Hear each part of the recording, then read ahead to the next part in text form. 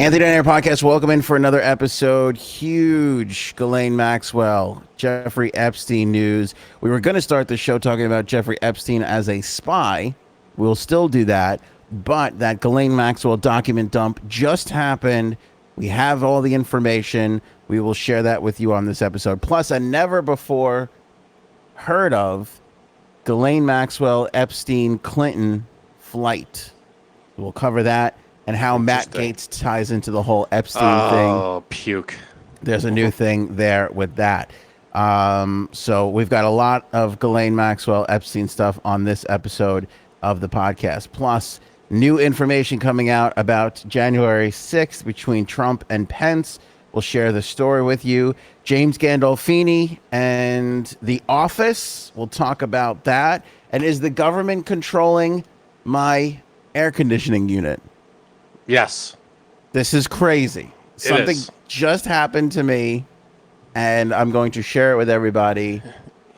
Last topic, most likely, or towards the end of the episode. It's crazy. Do you ask Google or Alexa or Siri to control your air conditioning? I have a Nest. Then yes. I'm very angry about this. The government is controlling your shit. I'm freaking out a little bit. A little upset. We'll get into it. All right, let's start with the document dump. Frankie C is here. How you doing, my friend? Hanging in there, buddy. You? I'm all right. I'm happy that it's Friday. Happy to be here with everybody doing the show. Thrilled. So here's what we got on the Ghislaine Maxwell document dump. 52 documents were just released. This is all, again, from the defamation lawsuit with Virginia Jeffrey. This was stuff that was held back, said it would not give her a fair trial. Blah, blah, blah. However, we got here, hook or by crook, we got the documents today. Documents include portions of the deposition of Ronaldo Rizzo, Frank Rizzo. Open your ears. Ronaldo Rizzo, a former private chef for the hedge fund manager Glenn Dubin, who claimed Epstein and Maxwell had brought a disoriented 15-year-old Swedish girl to his employer's home. Rizzo said the girl was left sitting on a bar stool in the kitchen as he and his wife were preparing the evening meal. She proceeds to tell so this is him now quoting, this is a quote from him. She proceeds to tell my wife and I that this is blurting out, not a conversation like I'm having a casual conversation. That quickly, I was on an island. He's now quoting the girl. I was on an island. I was on the island, and there was Ghislaine there. They asked me for sex. I said no. He said the girl didn't know how she got from the island to Dubin's home. I said, this is nuts. Do you have a passport? Do you have a phone? He said the girl told him the passport had been taken. Dubin and his wife, Ava Anderson Dubin, who had previously dated Epstein, have denied any knowledge of the late financier's behavior. Can you imagine, Frank? You're a private chef. You're doing a catering job. And a delirious 15-year-old Swedish girl just wanders into the kitchen. No. Your immediate reaction should be call some kind of authority. Yeah. Call the police. Yeah. Who is this strange girl in my kitchen? Why is she delirious? Right. Where did she come from? What's going on? So what was the story? Vodka strong tonight. Is it? Yeah. I bet it tastes great out of that Anthony on Air mug. Even better out of the Anthony on Air mug that you could order right now at shopanthonyonair.com. Well placed, my friend. Well placed. Well, here, let me just say this. So what happened? She was... go ahead. Let me just say this. I'm not defending this Ronaldo Rizzo. I don't know him. He's not my problem. I'm not saying, like, let's take a... But think about this for a second. When you're a chef, okay, and you're stuck in a kitchen 12 hours a day, it's hot. I've been in kitchens, like real, it's miserable. It's hot. Everybody's yelling. It's loud. It's uncomfortable. And you finally break out of that atmosphere and you start doing private dinners. And who do you think you're doing private dinners for? Average people? No. You're doing them for rich, wealthy people in the city. And it's a great gig and it pays really well. right? Mm-hmm. You finally Right. get it all rolling. This is like the worst thing that can happen to you. This is not great. No. So she just she wanders into the kitchen wondering where she is, how she got there, and then what happened? That's it. That's all we have in That's this. all that I don't was know. Yeah, released. Okay. yeah. That's all that was released in this. Okay. They're But still they trying have her. to. She's a witness. She's alive and well. I don't know. I don't know who that girl was. I think there's a Jane Doe thing here too, where you can't, if it's an underage Oh, girl, that you makes can't. sense. You know, Well, was she underage back then? She's 15. probably now. She's probably in her 20s, right? Yeah, yeah. I don't know. I don't know That's how messed it all up. works. That is Yeah, messed no, up. of course it is. And then you add the other layer to, like, catch the last line, that Dubin, the person that they were cooking for, his wife used to date Epstein. And, Not great. if you're 1 degree away from Epstein, you're probably a scumbag. I mean, huge. Now, wait until we get into the Epstein portion of this. It's ridiculous. Oh, because there's more. Good. Well, we're still in Ghislaine document dump. When we get into is Epstein a spy, more craziness to it, because we're gonna get a real insight into how he pulled off a lot of the shit that he did, because he pulled off, Right, we yeah, all know. We know. All right. So they're still trying to. Everybody's just going over the documents. Documents just came out, so a lot of them are still.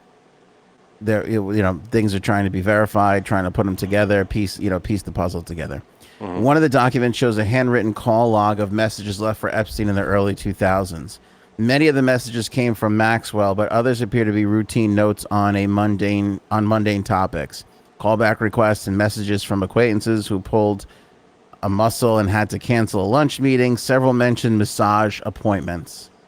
One, an undated message from Epstein to Maxwell reads, quote, "Would you be helpful to have a redacted name come to Palm Beach today to stay here and help train new staff with Ghislaine?" Another from a redacted caller recorded at 11:20 a.m. on February 27, 2005 reads, "Please call her back. She wanted to make sure you know that she is going to meet Ghislaine and go with her to the ranch." An undated message, which appears between entries dated in July and August of 2005, mentions a female offering a massage.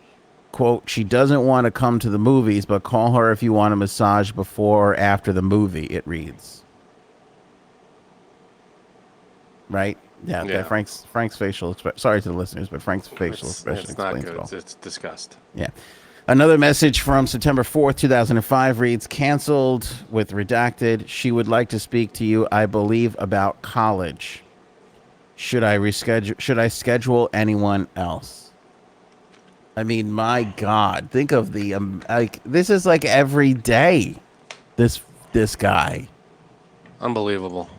There's got to be a sickness, but I mean, Jesus, every day. I don't get it. It's terrible. It really is. There's another part that shows a transcription between attorneys arguing. It's a little confusing. One attorney, we kind of went over part of this already. She says, "Miss Maxwell." Maxwell says, "Mr. Boyes." The lawyer says, "What?" She says, "I'm applying to you." I'm not even going to continue with it. It's a stupid exchange. In one exchange, Jeffrey's former attorney, David Boyes, asks Maxwell if she knows the ages of any of the women involved with giving massages to Epstein at his Palm Beach mansion. She replies, "The ones that I did recognize were roughly my age. The ones I don't know, I wouldn't have a clue." So again, claiming to be dumb. But she recognized some of her age. Yeah. Which was under. Right. Which was not. Yeah. Not good. Total bullshit. Total bullshit. Just gets grosser and grosser. Yeah, completely. So that's the document dump. Like I said, it just kind of came out. Hashtag thanks Cuddles, producer extraordinaire, for coming to the table with that. So Very nice. there might be more to that. I don't know. We like I said, it literally just came out. So if there's more, we'll I'm have it. sure there's a little more digging that'll take place. All right, Frankie, you look at the comments of you look at the tweets and the emails and the messages to the site. A lot of people say Epstein was a spy. Everybody claims Epstein was a spy. Let's talk about the fact that Epstein was a spy. So, Well, we don't Vicky, know. He could be. yeah, Vicky It's Ward, alleged. who was writing, she was kind of famous for that piece in Vanity Fair a couple years ago where Epstein was being interviewed. This was before anybody really knew who he was. And if you remember that he was being asked like about the finances and all this and that, and he agreed to do the interview, which was a rarity because he never really did interviews. And then he kind of like wanted to shut everything down. And then he basically threatened Vanity Fair that he was going to take legal action, and they never put the piece out. And if you remember the Netflix documentary, I believe, which again spurred our obsession with all this, that in that documentary, that article is referenced a lot, and they take a lot of response. The person who ultimately had to make that decision to kill that story felt horrible because basically it gave him carte blanche to continue to do this for another, God knows how many, 10 more years or whatever it was. Right. So we're sort of going back to that piece and getting a little bit more in depth on it with this story. So this is all from Vicky Ward, who's doing a lot more. She's kind of coming to the table with a lot more of what she knows and her position in all this. So let me read from you. She's going back to, this is recalling now the time that she went to interview him, or she was doing the piece in Vanity Fair. She went to Federal Medical Center in Devens, Massachusetts, to meet with somebody, an inmate by the name of Stephen Hoffenberg. Okay. Stephen Hoffenberg was serving 18 years in prison for committing a $450 million Ponzi scheme in the 80s. He'd been running Towers Financial, which was a debt collection and reinsurance business. Now, we know somebody who was in reinsurance, so we can tell you, sketchy. Which I never understood. Reinsurance. Yeah. Insuring the insurance. Sketchy business. I don't know. He had worked alongside Epstein, who was a paid consultant. Hoffenberg told Vicky Ward that Epstein had plans to turn Towers into a global colossus through illegal means. Hoffenberg was so transfixed by Epstein and his ideas that he even paid the rent for Epstein's office space. It befuddles me. Now, I guess you could say he's a handsome guy, but it befuddles me how much he was able to get from people. He was a gajillionaire. What do you know? I think that holds a lot of it. It doesn't. But even in the beginning, connections, yeah, I guess. Even in the 80s, when he was just getting that start, like give an office, like give you rent-free office, like what? Yeah, in Manhattan? Maybe it was all blackmail. Maybe he got all this stuff through blackmail. I mean, I can't imagine everything he got was on the up and up. No. But again, put aside, of course, all the gross things. Yeah. I'm sure there was some things that were illegal that didn't have anything to do with the gross stuff, like blackmail, like all this stuff. But again, I mean, I get charismatic people, but I mean, this is a charisma I feel like I've never seen before, that people were just like, yeah, rent free, yeah, manage my $75 million empire. It sounds fishy. It sounds like he's got something on them. Yeah, and that's how he ran his life with information. Hoffenberg told Vicky that he represented a problem for Epstein because while they were working together, Epstein had confided in him as to how exactly he made a career out of conning people and institutions, not least because the idea was that they'd do it together. Hoffenberg said that Epstein had a term for the perfect execution of the grift. He called it playing the box, which meant that he ensured that even if his crime was uncovered, the victim would be unable to do anything about it, either because of social embarrassment or because the money was tucked away in a place where they couldn't either find it or get it. So there you go. I mean, it's all shady, everything about it. And it's it's illegal. I mean, I'm sure the gross stuff wasn't the only crazy illegal shit he was doing. Yeah. When So it's this Hoffenberger too. had failed to realize, he told Vicky, is that Epstein would con him. He would take $100 million of Tower's money and move it offshore. Meanwhile, cooperate with U.S. prosecutors against Hoffenberg, who was unable to do anything about it because he pled guilty, which meant there was no trial and therefore no discovery. So he took this money off of Hoffenberg. And this is like, we talked about this before with Whitey Bulger.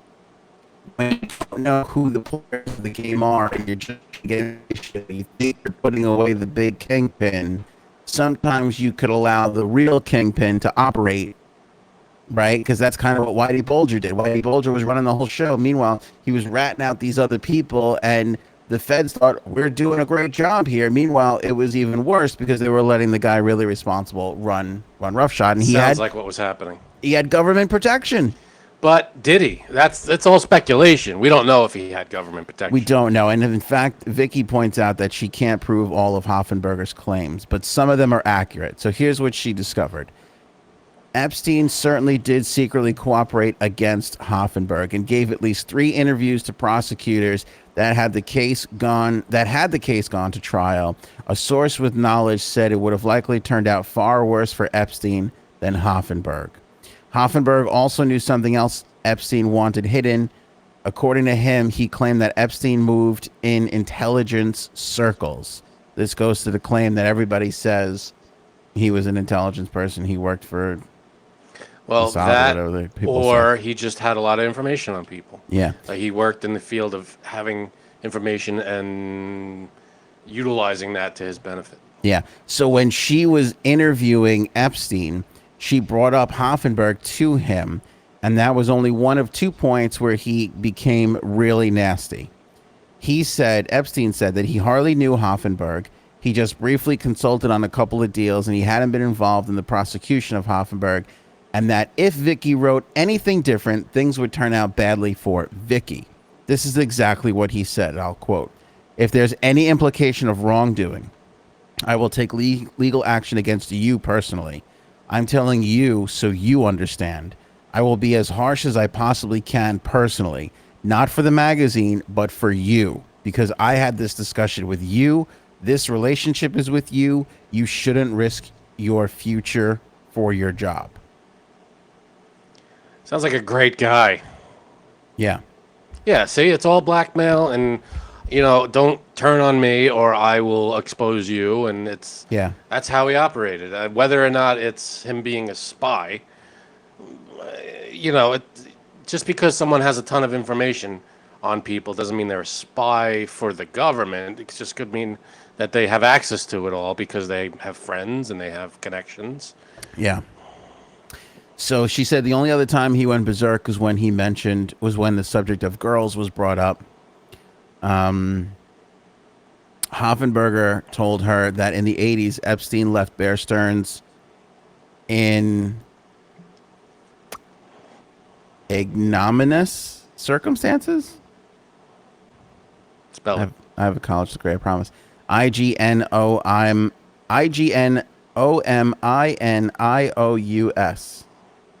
SSSIP. Epstein was trained in moving money offshore, and that a mentor of Epstein was someone Hoffenberg knew, a British defense contractor who died in 2011 named Douglas Leese. Hoffenberg claimed that Leese was an arms dealer. Oh my God, this just never ends. Leese's son Julian says that is not true, but UK parliamentary records does mention Leese in reference to the Yamama arms deal. I'm almost 100% positive that you're mispronouncing that. Your mom. Your mama. In the early 1980s. I remember distinctly that in our first meeting, Hoffenberg told me that Leese was pivotal in understanding Jeffrey's MO because Leese had introduced him not only to aristocratic Europeans, who Epstein subsequently fleeced, but all sorts of people in the arms business, including late Turkish-born businessman Adnan Khashoggi and Robert Maxwell, Ghislaine's father. Oh boy. Back At into least they're uncovering these webs that, like, I would go nuts. I don't know how yeah. they get through all this and connect all these dots. I'm sure they have a team, a huge team going through everything with, chalkboards and whiteboards, and they're just connecting things with strings. And I Yeah. have no patience to I know. follow any of this. And a lot of people have said this. It's been a lot of comments. This has been the lore of a lot of internet rumors or internet confirmations. There are going to be people in the comments right now. They'd be like, I told you, I've been saying this for months. But here's a real laid out, like, here's all the names. Here's how they know each other. Right, but it doesn't Like, mean. I mean, the bottom line is, was he working for the government or not? It doesn't seem to me like he would be. well, I mean, they say he ran in some intelligence circles. He knew Khashoggi. He knew He all knew these. he knew everybody. What it sounded like, but it sounded like he was a giant scumbag. That why would they let him keep doing scumbag things? I mean, Well, here's what Vicky said. Back in 2000, she didn't really pay much attention to this stuff. And Epstein sort of breezily threw her off. Epstein told her he had never met Maxwell, and she asked him twice if he knew Lise, and Epstein said no. But the second time when she interviewed him again, he came around and said, Douglas Lise, I think, was the father of somebody I knew. I think his son was friendly with Ferranti. That's where that whole crowd comes from. If you asked me about it a long time ago, I think his name was Nicholas. It was sort of that 66th Street building. I think they might have all lived there. So everybody sort of forgot about Lise, including Vicky, and she didn't bother to pursue the notion that Epstein had known Maxwell. But all these years later, Lisa's name popped up again in new reporting and all this stuff that is coming out. And here's what they found on Lise now. A lawsuit filed by Lise in Florida in which he asserted that he was involved with various highly confidential business enterprises, including business in the United States, some of which involved governmentally involved or other highly confidential business projects. Second was a source who requested anonymity because of the sensitivity of what was discussed, told me that Epstein told Vicky that Epstein had invited the source to join him and Lise on a private jet trip to the Pentagon in 1981. Even Lisa's son Julian told Vicky that his father was a mentor of sorts to Epstein in the 80s and was totally shocked that Epstein would have pretended to not know him. So why Epstein's silence on Lise? His denial about knowing Robert Maxwell. Why would he do that? What's all this spy stuff? Hoffenberger says that Epstein had said that he worked on several projects with Robert Maxwell, including solving Maxwell's debt issues. He died in 1991. He fell off his yacht, very suspicious in the middle of the night, all that stuff. Epstein also told Hoffenberg that via Maxwell and Lise, he was involved in something that Hoffenberg described as national security issues, which he says involved blackmail, influence trading information at a level that is very serious and dangerous. Here's where it gets tricky. 4 separate sources told Vicky on the record that Epstein's dealings in the arms world in the 1980s had led him to work for multiple governments, including the Israelis. This is something that is shouted in our comment section on a daily basis whenever we talk about Epstein. Some of these sources are more reliable than others, but the gist of this claims that you will be able to hear and ultimately watch in a 3-hour documentary series is that Maxwell, who was himself a conduit between the Israelis and other governments during his lifetime, introduced Epstein to Israeli leaders who then allegedly used Epstein as the equivalent of an old-fashioned Russian sleeper, someone who could be useful in an influence campaign. The sources, who range from former arms dealers to former spies, and also Hoffenberg, suggest that Epstein, who lacked any sort of moral compass, decided to go one step further and compromise influential people by recording them and doing things they wouldn't want to be made public. Yikes. All of this is obviously unprovable, and people close to Robert Maxwell say it sounds ridiculous. But here's another odd thing. Epstein did visit Israel in 2008 with a view to moving there permanently and to avoid his jail time in 2009 for the state charges he was convicted on. On his return, he told Russian model Kira Diktyar that he changed his mind and decided to face the music. He didn't mention he'd avoided a far more serious federal investigation thanks to a cushy non-prosecution agreement. Once he got out of jail in the last 10 years of his life, Epstein bragged to various people, including journalists, that he was advising a whole assortment of foreign leaders who included Vladimir Putin, Mohammed bin Zayed, Mohammed bin Salman, various African dictators, Israel, the British, and of course, the Americans. He also told several people that he was making a fortune out of arms, drugs, and diamonds. He told one person, journalist Edward J. Epstein, that he knew the owner of the deep water port of Djibouti on the Horn of Africa, a smuggler's paradise, so well that he was basically in charge of it.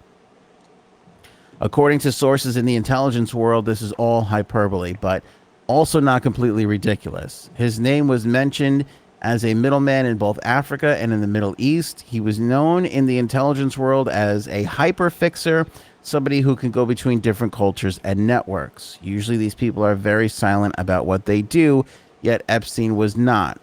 He had a photo of the Saudi crown prince, MBS on the wall, and photos of Bill Gates and all the VIPs who flocked to his salons. It's not wholly surprised, therefore, that the same sources who say they knew he was some sort of intelligence asset say that he became a liability, which is why possibly he lost any protection and was arrested. A handful of people that were interviewed, including former Mossad agent Victor Ostrovsky, maintain that this is exactly what happened to Robert Maxwell, which is why they say Maxwell was killed. His financial problems were about to make him vulnerable. But then back in 2002, when Vicky first met Stephen Hoffenberger, she does remember asking him why he thought that Epstein, normally a recluse, had raised his head above the waters and attracted media attention by flying with Bill Clinton to Africa. Hoffenberger smiled and said, quote, "He can't help himself. He broke his own rule. He always said he knew the only way he can get away with everything he did was to stay under the radar. But now he's gone and blown it." Right? Yikes! So, a lot. Oh man! So on if he top was, of this, yeah, on top of this, we also found out, and this is the flight part, that in 2005, February of 2005, Clinton flew on Epstein's private jet, visiting Japan, Taiwan, and China. We did not previously know this. Clinton also flew on a private jet owned by billionaire Ron Burkle with Ghislaine Maxwell as a passenger during a trip to India in November of 2003.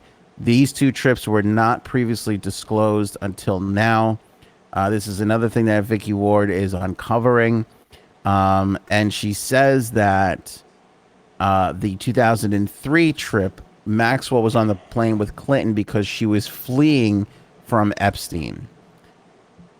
Maxwell was considered by Clinton's personal staff to be just as important as Epstein for raising money for the Clinton Foundation. How were you fleeing from Epstein if you're on his private plane? Yeah. Well, no, Clinton flew on Epstein's private plane in February of 2005. In November of 2003, Maxwell was on Ron Burkle's plane with Clinton to escape from Epstein when their relationship started to cool. Man, doesn't end. So the theory is, if I could sum this up. Sum it up, big man. The theory is Epstein was working for all different types of government in intelligence gathering and blackmail and influence and arms and all that stuff.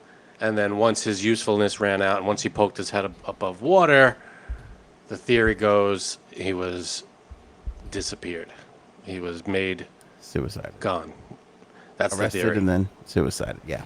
Now, I mean, when you look at the intersections of all of this, which person was in government and then, well, out of government, used that connection to then raise more money for their foundation. I mean, that involvement is insane. This just keeps getting, there's just another layer and another layer. Look, the odds are that Everything was above water, and this is a series of 4,000 coincidences to make the Clintons look bad. Okay, maybe, but I mean, I don't really? know, man. I mean, when it all comes back to the gross stuff, like how much of the like this doesn't seem to. So Epstein was working for, let's say he was working for the government and all that stuff, but the gross stuff was real. I mean, it happened, right? I Well, mean, it's not like that was a cover or anything. what's interesting about this is as he's going around and being a whatever for all these governments, he's also doing all this He's also horrible doing this stuff. gross stuff on the side. Yeah. So that's where that stuff comes in. And whether or not people knew about all that stuff, I don't even think it matters because you're talking about arms dealers and drug people and government people who don't give a shit. Like, I'm sure they're not like, oh, you want to run arms for us? Well, do you have a resume that I could look at? Or Yeah, you, and I'm sure they're not. Yeah, I'm sure the people who are intelligence gatherers and blackmailers and all this stuff are not the, Mother Teresa's of the world. Yeah, I don't think you can be. I mean, I think all those people who. I mean, you could be those people without being gross about it, without doing Absolutely. the gross stuff. But I mean, I think, and maybe I'm just too many James Bond movies or Marvel movies, but it kind of feels like even when you start off with great intentions, and I'm sure some people start off with great intentions and end with great intentions and have a wonderful career protecting our freedoms. But it feels like a lot of people, in order to do your job well, you have to kind of cross that line of morality from time to time. And it's not an easy spot to Do be you? in. Maybe, but I mean, unless you're gun to your head, I mean, what, you could, unless you're being influenced in a negative way, someone's like, oh, your family, this, you're that, I mean, you gotta try your best to stay above board, I Yeah. guess. I found this all to be really interesting. I hope the audience did too. Let us know in the comments. I'm But gonna have to re-listen because a lot of that, it's a lot.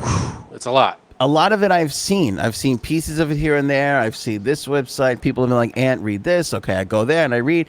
And you see things and it's hearsay and it's this or it's that. But to hear it all come from Hoffenberger, and again, if he's lying about half of it, even still, if he's lying about half of it, thought Vicky did a great job of able to kind of confirm some parts of it and this and that. This is like where you have a real true journalist who's getting sources, who's confirming what she can, telling you what's not confirmed, trying to piece it together. Yeah. This is something that I feel like here's the first time it's like, hey, here's the puzzle. This is what it looks like right now. This is what we've got. These are the pieces. Right. What's real, what's not. Right. It'll come out, but at least we have the first steps. Exactly. My goodness. It's so I know. much. I don't know how. I mean, this is just the stuff we know. I mean, I don't know how the hell these people who are investigating keep a track of all this stuff. Or sleeping at night. I mean, Jesus, too. it's brutal to go through all this. But let's bring in Matty Gaetz and his connection to Epstein. Great. He recently hired the legal firm that was used by Epstein and others. Campaign reports show. He spent $135,000 on legal expenses in the past year as his troubles have mounted. Also using this firm, El Chapo, I believe John Gotti.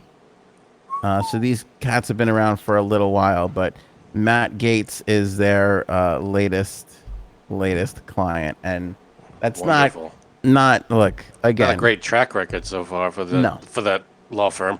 Like, if you're Matt Gaetz and you're being accused of what you're being accused of, you want to keep your name separated from Epstein as much as you possibly can. That plus you want to go through the law firm's history and say, all right, the big names, how many did they win? You named 3 that they didn't. Right, exactly, right? Those are all, swings and misses. Yeah. I mean, maybe go for, I don't know, get some other law firm that has a better track record. Yeah. Just, I don't know. Let's get into Trump and Pence, but let's take a moment, point out. Oh, good. ShopAnthonyOnAir.com store wide open. We've got tons of new stuff, including J Sab's new shirt, long pumps only. I love that shirt. seems to be catching a little bit of fire right now in the store. I'd bring up a picture of it, but it just says long pumps only. It's text on a shirt. You're fine. But it's great. Yeah. It's fantastic. So go check it out. ShopAnthonyOnAir.com. Link is in the description below. And also, as I've said, you can support the show on a monthly basis, like 99 cents, $4.99, whatever you want to do. If you can, there is a link in the description below to support the podcast. Please do so if you enjoy the content that we keep pumping out here. Very much appreciated. By the way, because we have to get Frank another easel, because he's using his best easel right now as set decoration. So we got to get him another one. First of all, it's not my best easel. It's my it's very not? first easel that I've had for the last, 25 years. You have multiple easels? Easy? I have 2 easels. Okay. One easel is holding up the iPad that is recording me right now. There you go. Trump and the Pence January 6th thing. So there's a new book called I Alone Can Fix It. So take what you will for this. The same thing that we talk about with the last guy who wrote the book about Trump, who did have access and interviewed Trump, by the way. That's part of it. And interviewed a lot of people in the thing. But again, still trying to sell books. So take that stuff for what you will. This is the same thing. But this book goes really in depth on the last year of the Trump presidency, which, and before I even read this, I felt like a lot of look, we all know how Frank feels about President Trump. We all know how a lot of people feel about President Trump. I feel like I've been as neutral as possibly can be. I've given him credit where I felt he deserved credit. I've criticized him where I felt he deserved criticism. So as fair as I can be, I really feel like, and I think most fair people would say this. Most fair people would say this. The 4th year of his presidency unraveled a bit. And a lot of that had to do with the pandemic. But I also think a lot of that had to do with his response to the pandemic. Okay, however you want to say it. I will say it that way. I also think a lot of it had to do with his management style, which by his own admission is chaotic. He loves to put people in a room and have them play off each other and have him pick a side. And, it's the same, kind of the same way you saw him on, what was his show there? The Apprentice. Yeah. Problem kind of the way he ran his company and kind of the way he ran the country. The problem is we hired a game show host to be the president. That's the problem. And when you boil it all down, let's get to the real thing is we had a game show host run the country for 4 years. There was a lot of staff turnover that would point to this fact being true. Or convictions. Sure. Turnover, convictions, whatever you want to say. All right, so I'm bringing that up because what we see in this book, these excerpts that have been released, is essentially that you're seeing a lot of little bits of chaos here in how he runs his managerial staff, how he likes to put that all together with everybody. Mm-hmm. There's 2 big parts to this. Let's go into part 1. Part 1 is from Trump's side. Part 2, we'll get into it from Pence's side. The book, I Alone Can Fix It. This is an excerpt that was put into the Washington Post just yesterday. Reporters Carol Lenning and Philip Rucker detailed tense moments at the White House on the lead up to the Capitol riots on January 6th. The Post reporters wrote that Trump was going over his planned remarks for the rally, protesting the election results. Some of those around him, quote, encouraged his fantasy of Pence, the hero, stepping in to overturn the election. Kimberly Guilfoyle, who I just have a real hard time with that name. Guilfoyle? Guilfoyle? I think it's Guilfoyle. I'll never get it. Like brewery. It takes a lot of effort on my part. One. And I get it wrong most times. That's Donald Trump Jr.'s girlfriend, along with Trump Jr., Ivanka, and Eric Trump, were all present at a meeting. She reportedly told the president that the crowd gathered to hear him speak. The crowd that gathered to hear him speak was reflecting the will of the people. Senior Who White said House. That? Guilfoyle? Guilfoyle said this in a meeting with all of them. Not this person. said the crowd outside is reflecting the will of the people. Senior White House officials Stephen Miller, Mark Meadows, Keith Kellogg, and Eric Hirschman were also present in the room, according to the book. Ivanka. Now, we've heard a little schism between Ivanka and her dad. Ivanka grew frustrated with the advice that was given to her father and at one point said, "This is not right. It's not right." Former President Trump later called Pence, who was slated to oversee congressional certification of President Biden's election win, and reportedly told him, "You don't have the courage to make a hard decision." According to the book, Pence had repeatedly attempted to explain that as vice president, he did not have the constitutional authority to block certification of the election results as the president wanted him to. He only oversees it, and it basically he had gets no handed right to him. do right. He had no right constitutionally to do anything about the election results. But of course, Trump does not understand that. As in most procedures, the vice president is basically useless, and his place is in Kind of ceremonial. Congress. It's ceremonial only if there's a tiebreaker vote that is needed in the Senate. Right. Does the vice president actually get to do something? According to the book, President Pence repeatedly tried to explain this to the president. While listening to the phone call, Ivanka Trump reportedly said quietly to Kellogg, "Mike Pence is a good man." Kellogg responded saying, "I know that. Let this ride. Take a deep breath. We'll come back at it." The Hill reached out to Trump for comment. It wasn't returned. The incident is just one of several in the book that is going to be released this coming Tuesday, all about the last year of Trump in office. There was other excerpts that CNN had published, which this one feels a little strange to me. I want to get your opinion on this.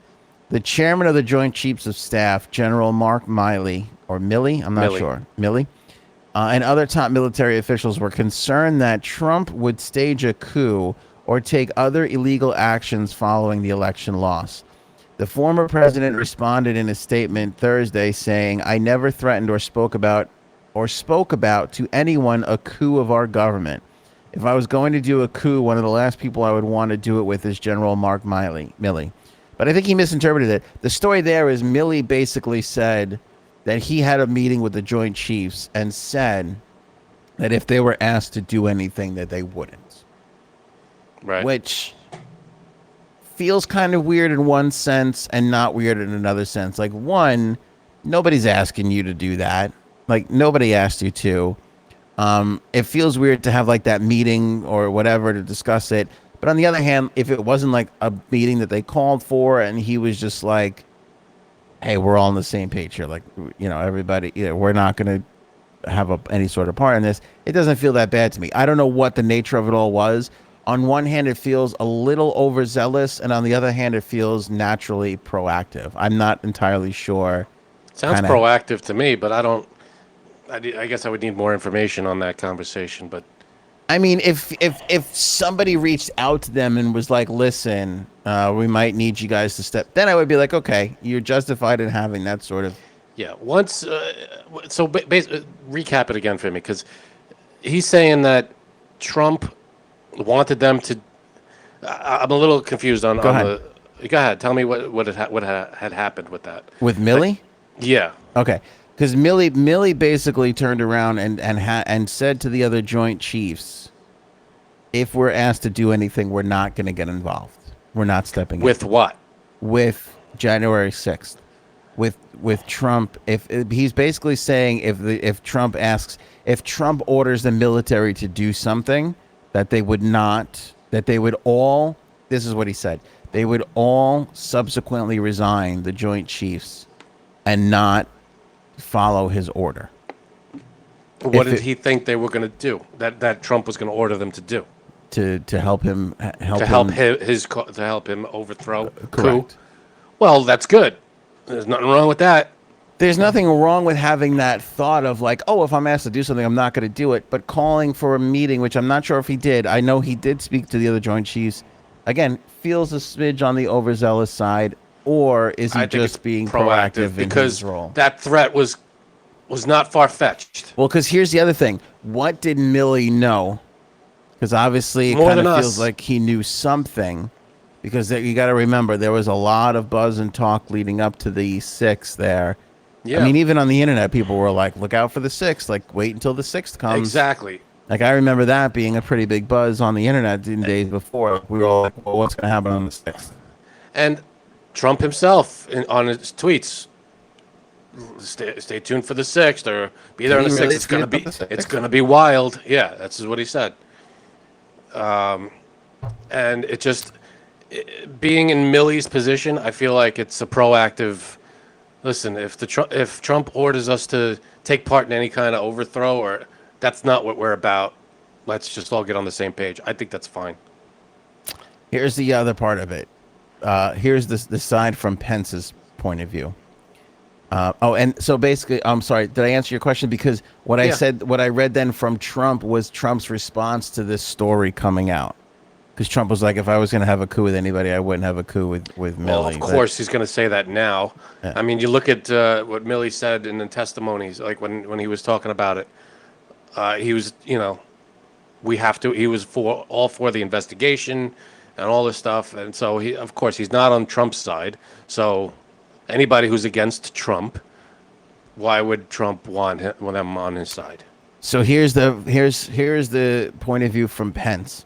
According again to this book, Pence reportedly refused to leave the Capitol, which actually is true. We know he refused to leave the Capitol. That we know happened. Mm-hmm. But this book is saying that he didn't leave. All right, here he's presiding over the joint session of Congress. Pence was Right. leading the certification of the results. Trump wanted him to abandon the results. Constitution. The thing. When a crowd of Trump supporters breached the Capitol complex about an hour into the certification process, Secret Service agents swiftly escorted Pence to his ceremonial office near the Senate floor. The book says Pence security detail was worried for his safety because the room they were in had glass windows that rioters could break. This is again all according to this book. Tim Giebels, Pence's lead security agent, asked the vice president twice to evacuate the building, but Pence didn't want to bow down to the rioters and flee the scene, according to the book. I'm not leaving the Capitol, he told Giebels, according to the book. Giebels tried a third time, telling Pence, the room you're in is not secure. I need to move you. We're going, Giebels said. The protective detail then ushered Pence along with his wife, Karen, daughter Charlotte, and his brother, Representative Greg Pence of Indiana, down a staircase to his armored limousine, the book says. Pence refused to get in the car. I trust you, Tim, he said, but you're not driving the car. Pence told Giebels, the book says, if I get in that vehicle, you guys are taking off. I'm not getting in that car. Pence and his family then waited out the riot from an underground but undisclosed location inside the Capitol. He was adamant that Congress finish the work that same night, the book says. We need to get back tonight, Pence told top lawmakers and defense officials on a call, according to the book. We can't let the world see that our process of confirming the next president can be delayed. Congressional leaders Nancy Pelosi and Mitch McConnell also wanted to stand their ground against the rioters and complete the election. That's commendable on Pence's part, that he didn't want to leave. He didn't want to show that the rioters had any kind of power over the process. Right, but he's alluding to the fact that if he were to get in that car, they were going to take off and he wasn't going to be able to get back. He basically told his detail guy, Tim, that he trusts him, but he doesn't trust the guy driving the car that, Trump ordered him to take the vice president away? What you read to me sounded like, before I heard the story, I see what you mean, but once you read it, it sounded to me like the guy who was driving the car was going to take Pence and everybody away from the Capitol, and the process would never be finished of confirming the new president. It sounded like Pence was just concerned that he was going to be taken away from the Capitol. That's all his concern was. He didn't want to leave the Capitol so he can finish his job. That's what it sounded like to me when you read that. It didn't sound like he was untrustworthy of anybody. being in any kind of nefarious position. It sounded like he just didn't want to leave the Capitol because he didn't want to get in the car because the car was going to take him away from the Capitol. That's all it sounded like to me. Maybe there's some more that I'm not, that I'm not reading into, but it just sounds like he didn't want to leave the Capitol because he wanted to go back in and finish. That's being as objective as I can be. Some people are saying Tony Ornato, who oversaw the Secret Service movements, said that this conversation never took place. Or that. But why would the Secret Service confirm anything? If you're the Secret Service, but someone asks you, what did the Secret Service do? You're not going to be like, yeah, we did all that. Granted, I agree with you, Frank. But if they were to take him away, they could easily take him back. He's not getting in that car because he fears that they're never going to take him back to finish that the day job. Or whenever. They're going to just keep him. It's going to go on and on. Because during that moment, we didn't know when this was going to end. We didn't know how long the rioters were going to be in that building. He wanted to stay and try to get back in as soon as possible. I'm trying to devil's advocate this and say Pence maybe was trying. I'm not the biggest Pence fan, but maybe he was trying to stick around and do the right thing. Did you say pants or Pence? I couldn't hear you because I know you love shorts. I do love shorts. I'm not the biggest Pence fan. I'm not the biggest Pence fan. Just confirming. But I'm trying to give the benefit of the doubt, and hopefully Pence was going, you know what? This guy's he doesn't know that the conversations I've had with you, Tim, so he doesn't know that I want to stay here and keep this. He's just going to drive me away, and I'm not going to get back here for another week or so or whatever, and to finish all this. Maybe he just wanted to stick around so he could finally sign off on the new president and get it over with. I don't know. I'll give Pence credit. He must really hate the Democrats because the fact that he hasn't flipped on this guy who clearly wouldn't have minded if they whacked him that day. I mean, honestly, let's be honest. Let's call it. You know what? Like, hey, the rioters had, and he never said anything about it, I don't think, Trump, but the rioters themselves had a freaking noose that they brought to the Capitol. And what were they going to do with it? Was it, just a symbol, or was it? Then they were. I think they were yelling, "Hang Pence." I think they were yelling that at some point. Of course they were. So, I mean, and did Trump come out and say, no, Pence is a great guy. Pence is a great guy. Don't do. No, he scrutinized the shit out of him that day and days subsequently after that. That's the thing with Donald Trump. I mean, if I can get on my soapbox for a second. Let's hop off of Trump for a second. Like, for Pence, for that sort, look, when you're part of a team like that, when you're 1 and 1A, right? When you're boss and underboss, I didn't mean to say it like that. That was really, that was a bit of my culture coming out. What do you mean? Not necessarily boss and underboss. Like, I mean, when you're manager and assistant to the regional manager, okay, you've agreed. That's a pact. That's a team. You know what I'm saying? But everybody knows that. I feel like the president and the vice president don't really work together on most things. No, I don't think that's true. I don't. According to the TV shows that I've seen. I mean, I know they're off doing a lot of different things, and some of them are closer than others, for sure, absolutely. But my point is that there was a pretty big, what's the word I'm looking for here? Partnership? Yes, but my point is he sold him out. Trump sold him out pretty big hard. Time. And for Pence to not feel betrayed, and then to subsequently in the last few months kind of go back at Trump, I'm very surprised by that. Very, very surprised. He's stayed in line with the Republican. I mean, I'm not surprised by it because I think he sees 2024 coming, Pence, and I think until 2024 is over. What, you think Trump, he wants back in as VP? No. I think if Trump is not reelected, then he might come out with something. But if Trump gets reelected, he might be a little worried about his well-being. Here's the thing, and I know there's a lot of people who will love Trump out there. But if you're Mike Pence and you did all you could during that presidency, And a lot of people praised him for some of the things that he did. When there were moments when they felt like the president had kind of gone AWOL, Pence was still there, kind of like holding down the fort as best he could, just being the VP. Wouldn't you be like, I could be the next president in 2024? Like, I could be the guy. I could beat him. I could put together. Trump's turned his followers against Pence. Right at the end. He said, nope, Pence isn't our guy. If he doesn't overturn this thing, he's not our guy anymore. So I'm telling you, once you could be lifelong Trump supporter, you turn on him once. You follow your morals, you do the right thing, and it happens to be the opposite of what Trump wants. Agreed. You're on his shit list, and you're out. I know Trump's popularity is still very high. And it's disgusting. But at the same time, I think there's a lot of Republicans, and I think there's a lot of middle of the road like myself that look at this and go, I don't know if I want to put them that road ahead.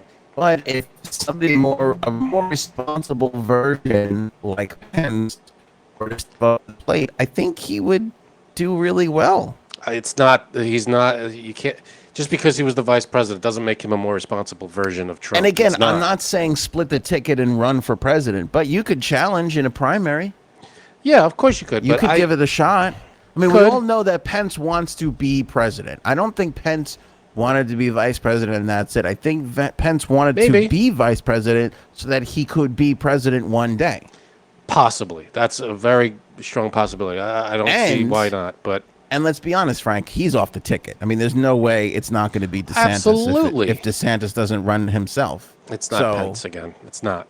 Just because he betrayed him. Pence betrayed Trump, and that in his eyes. And that, God forbid... Excuse me.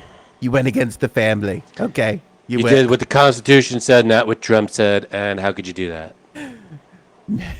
It doesn't matter what the law is. Doesn't matter what the rules are. I know it was you. Okay, I know it was you. You broke my heart. You went against the family. How could you go against the family? You broke my heart, Miguel. You broke my heart. Smacks him in the face. I can't do it. It's ridiculous. That's how he treats. That's how he treated his position as president, as the Godfather. Listen, on January 6th, the story that President Trump pulled up in a limo while all the chaos was going on, and he opened the door and he said, Pence, get in the limo. You're still my VP. You're still my brother. I can't confirm that, Frank. You can't. I can't or deny it. Yeah. We weren't there. Yeah. That could have happened. See, I thought if you look closely in one of the shots, I thought I saw Trump with an orange peel in his mouth, walking around. That's what I thought I saw. I could be mistaken. I don't know, though. Oh, you're spelling it. You're spelling it. Look what they did to my boy. They massacred my boy. Look what they did to my presidency. They massacred my presidency. They massacred my presidency. Oh, shit. It's unreal. It really is. It's crazy. I don't see how anybody. I mean, okay, I'm not even going to get into it. Everybody knows how I feel about Trump. No, listen. I feel like again, I'm way more fair than you are. I'm fair. Well, there's fair, and then there's being logical. Like, being fair doesn't mean that this person and this person are equal people. Being fair is looking at everything and being objective and making a decision. I'm being fair, but if it walks like a duck, you have to give it its fair. I just a duck. I just feel like no politician ever should be loved as much as this guy is being loved. Not at all. It's crazy. 100%. And when you look at it even objectively, and I feel like I can get some of my more level-headed Republican friends to admit this, like the guy was a mediocre to okay president at best. That is being ridiculously generous. He did nothing for anybody but rich people.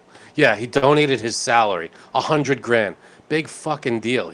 He's apparently a billionaire, allegedly, but his $100,000. Yeah, he did that for the press. He did that so he could say, "Oh, look what I did. I donated my $100,000." Excuse me. We're going to be bigger than U.S. Steel, okay? We're going to be bigger than U.S. Steel. We have beautiful coal. We clean coal because we clean it. We go in and we clean the coal. He didn't know how anything worked.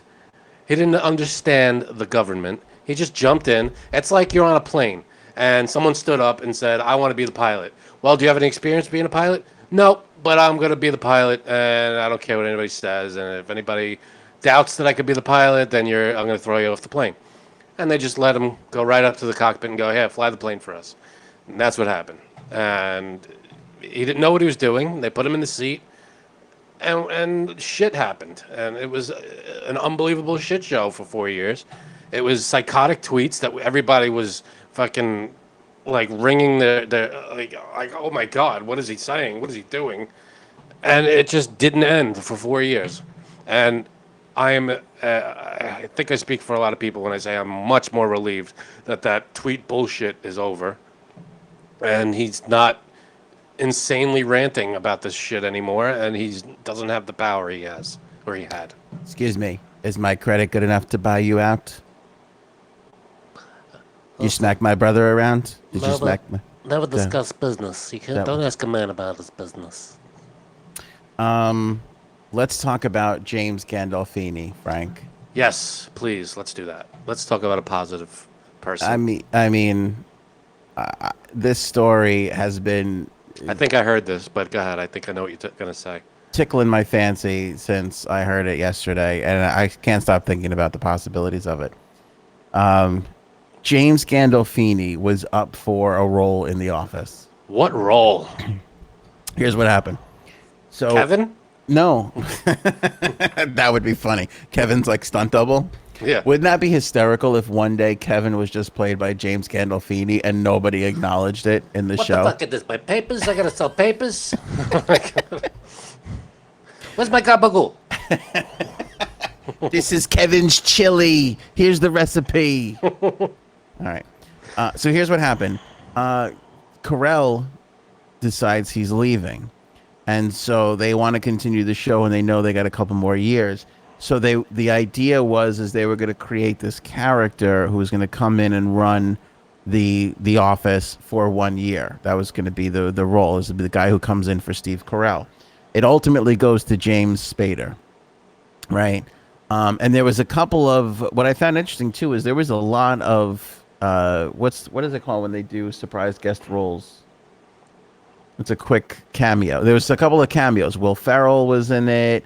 Ray Romano, Jim Carrey, they were all in those scenes that bridged from Steve Carell to what eventually became James Spader. But Gandolfini was up for the role. The Sopranos had ended a couple of years before that. And so the guys... That was amazing. Why turn that down? Listen to this story. The guys at the office go, do you think we could get Gandolfini? I don't know. Let's reach out to him. Let's see. He gets the scripts or the arc or whatever. They send him the idea. And he goes, yeah, I'm into it. I love the show. So push comes to shove. They talk. They agree. They make him, NBC makes him a $4 million offer. An offer he couldn't refuse. Sorry. A $4 million offer. I don't know how, but HBO gets wind of this. Now, again, remember, this is like in the years right after The Sopranos. HBO gets wind of this and offers him $3 million not to take it. Because they felt like if he was going to be the wacky, funny guy on the Office, it would ruin the legacy of Tony Soprano and The Sopranos. That doesn't make any sense, though. I got to tell you, I agree with it. I think they did the right thing. Why? I do. He's allowed to be, and he's an actor. He's not really Tony Soprano. I think people will realize that. People will watch The Sopranos and appreciate Tony Soprano, but once they see James Gandolfini is an actor and can do other roles, I mean, he played, he was in, what's that one? Surviving Christmas. He was kind of goofy. Yep. He was in the movie with, and I didn't see it, but I want to see it, with Julia Louis-Dreyfus.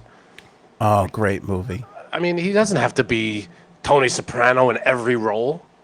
I don't remember the name of that movie, but I've seen it, and he is so wonderful. It's not like, oh my God, the greatest movie of all time. but I feel like he was more himself in that role because he was just this nice, like he was funny and charming, and he took a role. He was in The Incredible Burt Wonderstone. yeah, He was in that. He was like the casino owner who hires, and he was funny. He had some funny stuff. I mean, he wasn't Tony Soprano in it. he was in the one with Julia Roberts too, where he plays like a gay assassin, which was a great role. He should have been in The Office. That would have been great. Here's the thing, and I agree. I think he would have like. It wouldn't have ruined The Sopranos. It was already done. It was over. For somebody who loves The Sopranos and The Office as much as I do, like this is like a dream come true. I would love to see it happen. But I agree with HBO, and here's why. All the shit that you just said, all of the movies and whatever, came and went. They were little bit parts. Most people who probably love Gandolfini and they're watching or listening to this probably forgot. They're like, oh yeah, I forgot he was in that. Because all of those things, and even Surviving Christmas, as much as it kind of sticks in everybody's mind, they're fleeting roles. Yeah. The Office is one of the all-time iconic television shows. It's a different. Why can't he be on two iconic shows? It's a different game. I think it's a different thing because you take a movie role, okay, you do this, you're going to play that. It's opposite of Tony Soprano. It's all well and good. He should be able to do whatever he wants. I agree. See, you just made the mistake. It's opposite James Gandolfini. Right, but I think that it's opposite the character. I got it. Go ahead. Opposite the character. I think that if you step into The Office, it's a different game because The Office is going to live on for all time. We're going to be watching The Office through chips in our head when we can do, that's. So as an actor, you're only allowed to be in one legendary show in your lifetime. I think it's really difficult.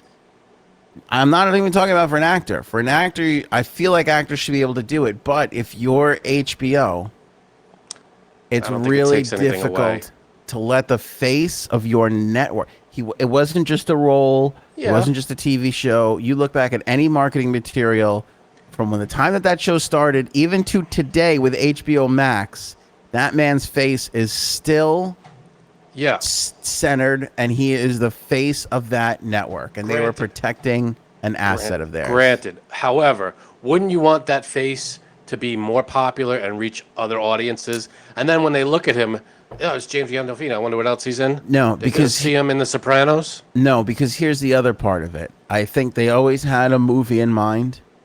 I don't think it was always a prequel. I think they always had a movie in mind, and I think they always felt like between DVDs and streaming services, which they all knew was on the horizon, they knew there was money to be made off of that character and that show for years to come. Still is. They didn't want that to be compromised at all by him. Because let's be honest, if he goes on, he would have killed it. He would have been spectacular in it. Of course he would have. I don't know if people would have then stayed enamored with his role as Tony. Because they would have been flocking to the new, more exciting shit. It's not like they wouldn't still watch The Sopranos. I mean, it's a different show. It's a different genre. It's like Julia Louis-Dreyfus was on legendary show Seinfeld, and then she went on to Veep, which, it might not be The Office, but it's still a huge show, and it's still one of the big shows on HBO. I love Veep, but it's no Office. No, of course not. But it's Julia Louis-Dreyfus on two huge shows. Different characters completely. I agree, but here, can I tell you what I think the difference is? No. And why I think this really matters. Good. Because she created Selena Meyer, her character in Veep. She started at ground zero and built it up. It would have been the same for The Office. It's different because that show was already legend. This show was already massive. The character would have been something else.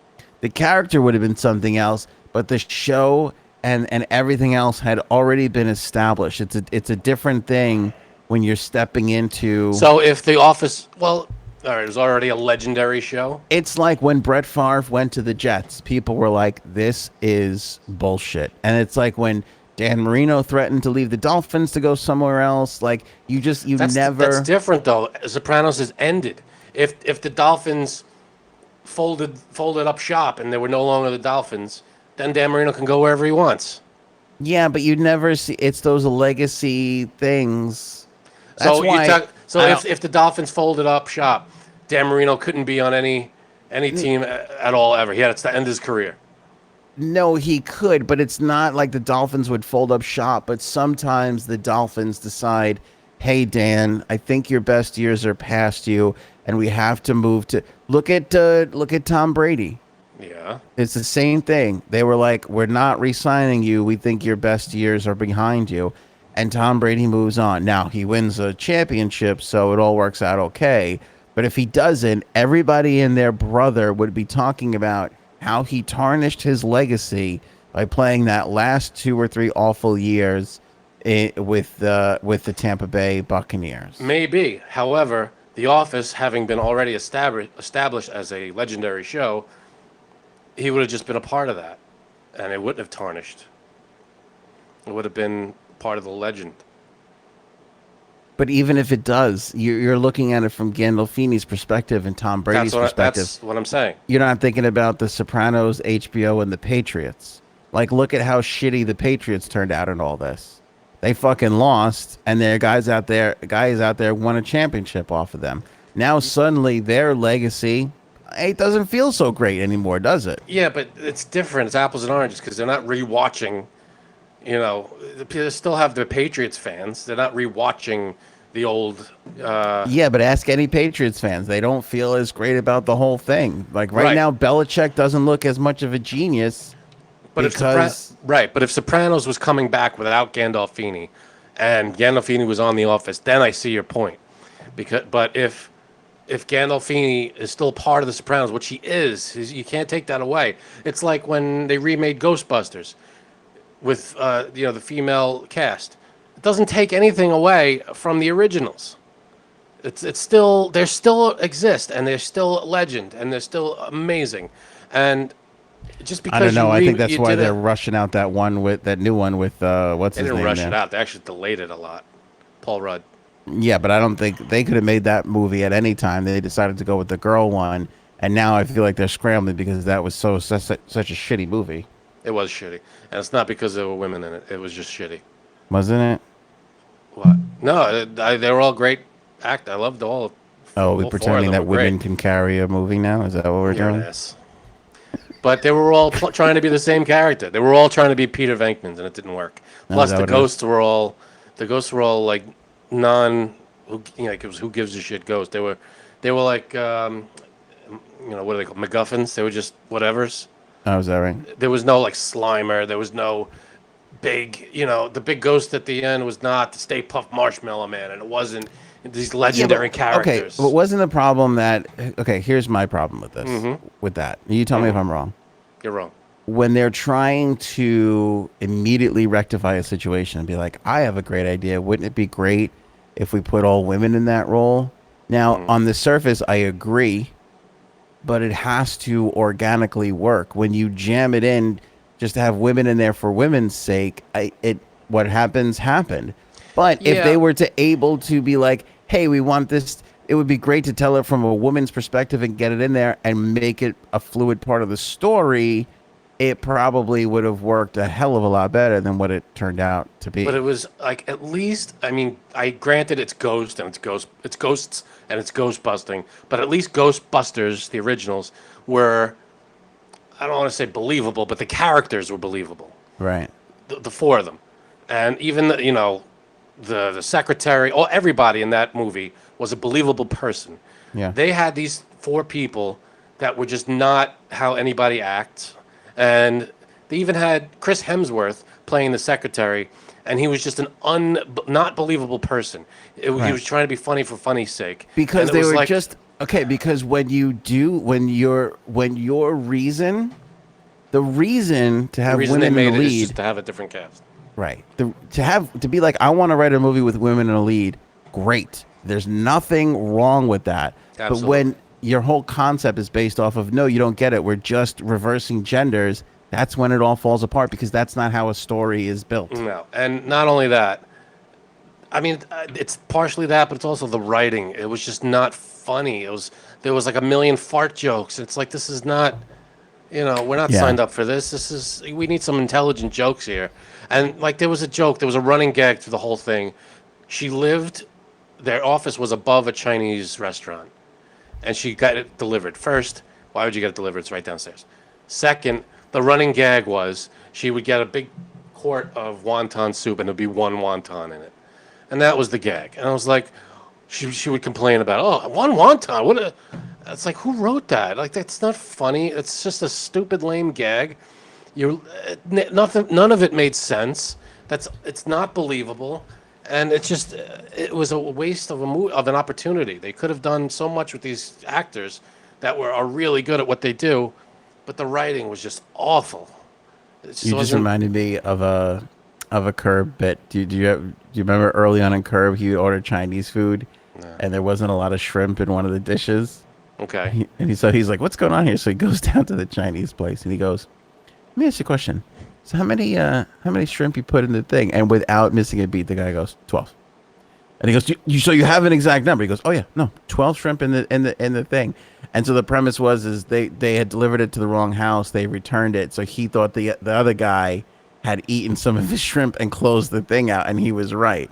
But it's the same sort of joke, but the idea of that, like, there was an exact number. Yeah, but it's not. No, it wasn't. It's a little bit of a different joke, but I get. You could see a clear container with one noodle floating in it. It's like, right. Oh, every time they send it, it's one noodle. It's like, yeah, that's not even close to a joke. It's just like you're watching it going, she got one noodle. Because it's hard to make comedy, especially in a movie, Yeah, but that's why we're not making the movies. I mean, there's professional writers out there that can do this stuff. You want to know what's funny? I was just reading an interview with the Farrelly brothers, and they were talking about the fact that Dumb and Dumber didn't really do all that well in the box office when it had come out. Did you know, by the way, that who's the guy in Dumb and Dumber? Not Jim Carrey, the other one. Who I love, Jeff Daniels. You know, Jeff Daniels took that role. Guess how much he got paid? Oh, not a lot at all. It was what, like $50,000. $50,000. Okay. Jim Carrey, because whatchamacallit just came out and exploded right before they signed the deal. Ace Ventura took $7 million, and the budget for the movie was $16 million, and Jeff Daniels took $50,000 because the studio hated him and didn't want him. And so the Farrelly brothers were like, "We're making it with him." Jim Carrey was like, "I only want to make it with him." So the studio, to try and get to piss him off so that he would leave, offered him $50,000. And I think despite the studio, he was like, "All right, thanks." That's awesome, because he's great. He's phenomenal in it. He's great. I can't see anybody else doing it. And he was amazing. But I bring it up because so that movie flopped. I forget what their second one was, Outside of Providence or whatever. Did okay. Their third movie is Something About Mary. And they were talking about the fact that, before they go out on the date, and he's got the jizz hanging from his ear, and she takes it, thinks it's gel, and puts it in her hair. Do you know that they shot alternative takes of that because they wanted to cover themselves in the event of when they showed it to audiences, if they thought it was too gross and not funny, they shot other shit so that they can work around it and not even have that at all in the movie, which is so interesting because that winds up being the standout moment that puts that movie on the map, really. But there they were, the geniuses behind it, even questioning themselves on whether or not they could make that work for comedy purposes in a movie. Yeah. No, that's smart writing. That's, what you're doing, directing, and you know what to expect. You're anticipating laughs. You're anticipating reactions. When you watch a scene that you just filmed and you can anticipate the audience's reaction, then you know what you're doing. I mean, I don't want to blow smoke up my own ass, but I mean, I kind of did the same thing when I brought J-Sabs on. I thought, well, if Frank can't handle the funny jokes and everything, at least we got J-Sabs in here to kind of the workaround. A little bit of work. That's why I only take $50,000 for this. But getting back to Gandolfini, how great would it have been to have like Silvio and all the fucking guys showing up in the office? And see, they could have did that. They could have promoted The Sopranos on The Office a little bit. But that's what it would have turned into. You know, they would have had the other guys get involved and do something. Hilarious. Like a warehouse union problem, and there's Paulie Walnuts coming up to do the negotiating and shit like that. Yeah. Hey, you scumbag. You freaking scumbag bastard. That would have been something else. Again, that's one of those things. What do they call that? Pandora's box, where it's like, I would have loved to have seen it, but maybe it was better off not coming to fruition. The legend. By the way, cool. Yeah. By the way, he took the $3 million and didn't do it. He took it. So, I mean, to take, let's say, $4 million and have to do all this work, or $3 million and have to do no work, probably the good move. what would you have done? I probably would have taken it to not do the work. If I was already in Sopranos, if I was in nothing and they said $4 million to do the work and $3 million not, I'd do the work because I wanted to be in something. But if he's already Tony Soprano and he's James Gandolfini and can do literally anything, then he didn't have to do The Office. But he was a fan. Like he obviously wanted to have the conversations because he did. I would have went back show. to The Office and said, $7 million. You give me $7 million, I'll do it. And you give me a gobble-gold sandwich every day, and I'll do it. That's got to piss off some of the cast on The Office, though, because they weren't making that money, and they were like, "What the fuck? We're here every day grinding this shit out." You think the two leads weren't making that money? What's his name and what's her name? Jim and Pam. Jim and Pam. I don't know. How much you think Jim and Pam were making towards the end? Because they start carrying those. Jim, Pam, and Ed Helms. Yeah. Really start to carry The Office in those seasons. How much you think they made? Well, I don't think James Spader made $4 million. I'm sure he made $1 million, $2 million for because you look at him, he's not even in every episode in that season. He's in a lot of it, but he's not in every single episode. Yeah, we could speculate on what they made, but I feel like Jim and Pam probably made the most out of anybody. $100,000 an episode? Yeah, I could see that. How many episodes did they have? Yeah, they were probably pulling in $100,000 an episode. Can you imagine if we got $100,000 for episode? That would be. We would do 4 episodes a year, right? I would take $100,000 a year to do this. We would do 4 episodes a year. Be like, all right, everybody, let's see it. One episode a season. Hey, it's the fall episode. Hey, that'd be good. I'm in. I'll wear a Santa Claus outfit, whatever you want. Yeah, because if you think about it, Seinfeld they made $1 million an episode. But that was Seinfeld. Didn't the Friends cast make around the same thing? But again, that was the Friends cast. Unreal. And The Office was a real ensemble show, so I don't know if they got, to get that many paychecks. Yeah. But again, the set and the props, everything, nothing changed for the most part. They didn't have to do anything location-wise. Enough Said was the movie with Julia Louis-Dreyfus, and I have to say this too: the greatest thing that Gandolfini was in. My wife and I were lucky enough to see it, God of Carnage, which was a play. Was that Mamet? I think it was Mamet, who I fucking love. Mamet is like a Sorkin. He's just, he's that quick, peppy dialogue. And who played opposite of Gandolfini, who was magical? Oh. Jeff Daniels. Nice. Jeff Daniels. It's a great play. It's about a couple of parents whose kids have an issue in school. Mm-hmm. And they meet for drinks to kind of like hash it out, and it's an hour and a half that the whole thing just falls apart and unravels. And they're all Marcia Gay Harden was in it, and who was the other wife? I don't remember now. But Jeff Daniels was so damn good that when Gandolfini left, Jeff Daniels switched and played Gandolfini's role. Jeff Daniels, man, he's gangster, National especially treasure. when it comes to Broadway. He's a real strong Broadway actor. He's awesome. Which is really not easy to do at all. He does a lot of great stuff, and he's versatile. He can do anything. Before I talk about the government taking over my air conditioning system, I'm obsessed with Bennifer, dude. Obsessed. Why? I don't know. I can't get over it. Why? Story today is that they went. Now here's the thing. I heard that they were in the Hamptons this past week. Right. Okay, I know this to be true. The story today in the Post is that they just went to look at a home in, I don't think this is Beverly Hills, Holmby Hills, which is in Los Angeles. Never heard of it. Cool. I never heard of it either. But it is a, you want to take a guess at how much this house is that they're looking at? You know me and guesses. I'll say I know, that's why I always ask for 25 them. mil. 25. Fair guess. That's a fair guess. You're way off, but it's a fair guess. Okay. $65 million. Do you need that much? Do you need that big a house? What What are they doing? I mean, unless it's built on top of the Batcave, why do you need that much room and space? It's insanity. Maybe it is on top of the Batcave.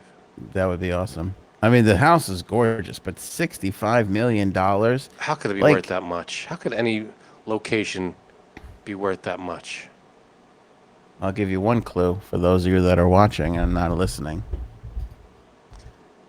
Wow. All right. So a 4-lane bowling alley. That's going to be part of it. All right. That accounts for what?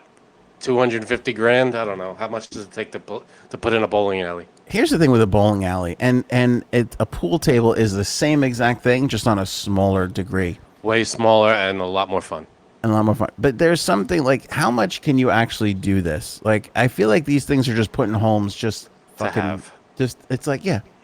And especially bowling, like, again, I get a pool table and I love a pool table in the house, but even when you have a pool table in your house, when somebody calls you and is like, hey, you want to go to the pool hole and shoot some pool, have some beers, and you're kind of like, yeah, I do. I want to be around people. I want to see people, you know? I'm going to shoot pool by myself? Yeah. What am I doing? Am I Yeah. an idiot? Yeah. No, but I get it. Pool tables in the houses, they're fun. You have a company over, you're playing pool. It's cool. I get it. Like, you got to go to a bowling alley. The fucking shoes, the French fry smell, the whole thing. You got to go. Yeah. It's the experience. Putting your finger in ball holes that a million other people have already done. Yeah. The disgustingness. That's that disinfectant spray. The whole 9 yards.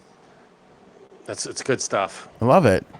It's the same thing. Like, I love a good in-home movie theater, decking it out, the sound, your own shit. You could pause it, go pee, get a drink. I get it. That I'm in for. I love it, and I use it. But there's going to be those times where you're like, I got to go see that movie in the movie theater. I need to be in a movie theater. Nope. No, never you? If I have my own theater in my house like that, big screens, surround sound, if the sound and picture quality are exactly the same, I don't need all the other people around me. Not a problem. It's the experience. Okay, so I don't even know what it was. Raya, I'll make maybe? up tickets. I'll put someone at the door, rip my ticket. I'll go sit down. I'll make popcorn. Rip my own tickets. You're a I don't loser. care.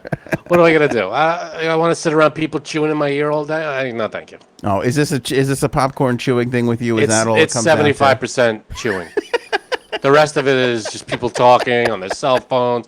You got people, rambunctious people making noise in the back. You got problems with the projector. You got the great fucking shit. You're crazy. Listen, You got commercials before the fucking thing. No. Twice in the last 4 to 6 weeks, we had the option of buying a movie in our home and watching it for $30 or whatever it was. Yeah, I don't do that either. And twice we went out and spent over $75 just to go to the movies. Yeah, but you have kids. Kids want to do that, and I get it. I don't mind them. The movie theater, it's an experience. I get it. I loved it. But you also feel like you're leaving the house. You're doing something. And I'm still doing that, and I would still do that today. But if I had the money to build my own theater, I'm doing that. When it's a movie, I'm really excited about, like The Many Saints, the Sopranos movie. I'm going to see that fucker in the theaters. See, although that's going to be yeah. that's going to be tough because they are putting it on HBO Max, I think, at the same time. See, that's a movie that you don't have to see it on the big screen. There are movies like action movies and sci-fi stuff that you want to see on the big screen because it's visually stunning. But a movie like the Sopranos movie, you don't have to see it on a huge screen. If you saw it in your living room, it'll probably have the same impact, no? Yeah, I guess so. I don't know. I just. So what happened with Bennifer? Why are we? That was the house that they bought for $65 million, which is insane. They didn't buy it. They just went to look at it. Yeah. But don't you feel like it's too much too soon? I'm worrying about them like I know them. I'm worried. Like, I don't. here's the thing. Here's what I've learned. And you could disagree with me, but I feel like this is a universal thing. When you break up with somebody and you are in a long-term relationship, there is value, there is importance to letting that shit.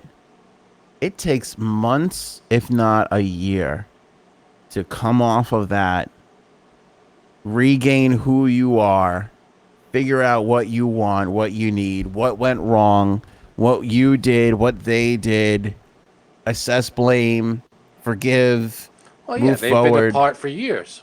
There's all that stuff. When you go from one to the other, like I don't think that that's ever good, ever. I don't think that that's ever good. Look at Seinfeld. You always bet on the backslide. When Elaine and Putty got back together. I've been waiting out that marriage for years. So, they bump into each other. They meet each other. I just picture Jerry with the cigar in his mouth laughing, counting his money. That's a great scene. Book it. Witness. That is a great scene. But they were together for a reason. They liked each other, obviously. I know. They loved each other. They got back together. It's not, you're allowed. But wouldn't you feel, if you're Ben right now, wouldn't you feel that this is all not fake, but built off of a false sense of security? Meaning, she's obviously vulnerable. She's gone through this terrible breakup, or not, whatever it was, just a breakup. Well, and wouldn't you feel like you're a rebound when you're, like, obviously nobody wants to be alone, and so sometimes you just fall right into somebody else. Maybe. And then after a while, because you do go through all those emotions coming off the old relationship, then suddenly you realize, holy shit, I'm in another one, and I'm not ready for this, or this isn't what I wanted, or whatever. And maybe, but he went through the same thing. Not bad breakup, but a long term. He was married, had kids. They broke up. Jennifer Gardner. Maybe he just likes Jennifer's. I don't know. maybe that's They broke up. He could see it the same way, but they obviously had some kind of connection, and they're happy, right? But it's weird. Every time I see a picture of Ben Affleck and Jennifer Lopez together, he looks miserable. Am I wrong? They're walking out of someplace, and he's just like carrying something, and he's like, well, there's a lot of those pictures. I think that's just because he's from Boston. I just don't think that those people can be happy. I just feel like you are. I love Boston. Boston's a great town. Stereotype, but I just feel like You hating on Boston? when you're from Boston, there's only a certain amount of happiness you can truly have. There are only so many hoodies and cans of beans. I don't know what else, Boston. That'll make you happy. Yeah, I mean, and that's not built off of any racial stereotype. But if I can throw the Irish into this mix, I will, because again, those people, same thing. They're only so happy they could be. That way. Those people came from that way. There's a lot of Irish people in Boston. If you don't believe me, just check their basketball team's jerseys. You'll find a four-leaf clover on there. Okay? That's all I'm Granted, gonna say. but, I wouldn't refer to them as those people, but that's not me. No, I'm making a But joke about the Irish insulted them a little people. bit. I'm making a joke about Yeah, them. of course you are. I know. But I really mean that about the Boston people. They are... Did my mic give out? No. All right, because the light is off on my thing. But okay. No, I can hear you just fine. Sweet. Oh, is that right? Oh, I hope we're not annoying people. I can't hear anything. You sound fine to me. Sounds good to me. Yeah, I right. think the light went off on my mic, but I guess if it's still working, unless it's coming in on the iPad. I think it's fine. Cool. All right, let's talk about my government-controlled air conditioner. All right, what the My hell wife happened? told me this, and I want to call her a liar, but I feel like I'll get in a lot of trouble if I do. But I believe her. Okay, you ever get this, where you believe the person who told you, but you almost can't believe that it is true? Yes. Okay. And if this is true, which I do believe it is, but I can't believe it, I am fucking flabbergasted that this is a real thing. Because here's why. I'm on record on this show about saying people take conspiracy theories too far, and enough is enough already. And Definitely. who's gonna this whole thing was to track you. Remember the whole birds thing and the shot and the vaccine. They're tracking you. And All Gaetz birds are thing. faked. That was my favorite. All this shit. And get a fucking life. Okay, I come home. All right, I go to my wife. It's warm in the house. And she goes, yeah, I know. Who is it? PSEG?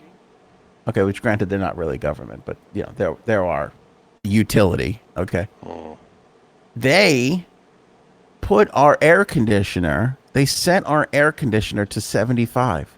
She goes, PSEG set our air conditioners to 75. I go, what the fuck are you talking about? Wow. I was like, how they can't. You want to tell, do you want to say what you said? Do you want to be on camera or do you want me to pull the microphone off camera? Okay. This is what she said she saw on our Nest. Now we have a Nest. You know what that is, Frank? I mean, I feel like most people know what that is. Yeah. It's the little, here, it's for people It who controls yeah. It's the little thing on the wall. It's connected to the internet. We can control it on our phones, right? We put the temperature up all the time. We set this and that. Tell them what was on the thing. Okay. First, I have to say, I can't stand you. Okay, so what it is because PSEG, when there's a heat wave and when it's hot, they have like a critical rush hour. And that's usually from like 4 o'clock to 7 o'clock when it's at the hottest and everyone's like home. So because it was hot, I went to go turn the thermostat because I set it to 70 and I'm like 74, why is it 75? And I try to turn it to 74, it clicked, and then I got like a message that said PSEG, like Long Island, is the critical rush hour when there's high, the Nest, because the Nest works with them. That's how they know when we leave the house, and they change the air then too. Will tweak, this is the exact word, tweak the temperature to save energy and keep you comfortable. And then then I tried to move it again to go down because it wouldn't like go down, and the message came up again. I had to like go through the settings and take that off to be able to go back to 70 because I was sweating. Wow. Can you fucking believe they basically said, are you sure you want to control your own temperature in your own home? That you want to put this up? Now, I didn't know it said rush hour. Again, not that I didn't believe you, but when I went to go change the temperature a while after this happened, it also said rush hour. It didn't fight me on it, but it also said rush hour on the thing. And it was at 5 o'clock, so I thought, this is weird. What do they give a shit about? It's rush hour. Who gives a shit? But that's what happened. At the very least, they gave you the option to override it. But holy crap, if that isn't Frank, effed up. Now, here's what's incredibly alarming about this. We also have cameras, Nest cameras. Hello. On the same system that we monitor our children with, that we monitor our front doors with, that occasionally we shoot our own little porn movies with, right? Well, I don't know, maybe. You do. That seems like it's under dispute. But I do. Solo movies. Coming soon. Check my OnlyFans. Yikes. But this is ridiculously concerning. Like, I know we're making jokes, but I'm pretty pissed off that this is happening. Now, we'll make the joke, my government-controlled AC. This is a utility. I know they're not the government. But still, this is... I think it's more of an invasion if it's not the government. I mean... This is fucking alarming. Look, it's one thing to be like, hey, this is going to be a power struggle. You might want to turn the lights off. Yeah, turn your AC up a little bit. Yeah, I wonder who made the decision. Let's just turn everybody's AC down. Right, like, prompt me. Be like, hey, maybe 75. Do you want to turn your AC to 75? That would be great if everybody could do that right now so we all have power throughout this trying time or whatever. They just do it. Are you sure you didn't get like an email or something? Did we get it? Frank just asked a good question. Did we get an email? Did you check? Because sometimes or a letter in the mail. It comes into the Nest. So it was displayed on the Nest. It said it was on the actual device itself.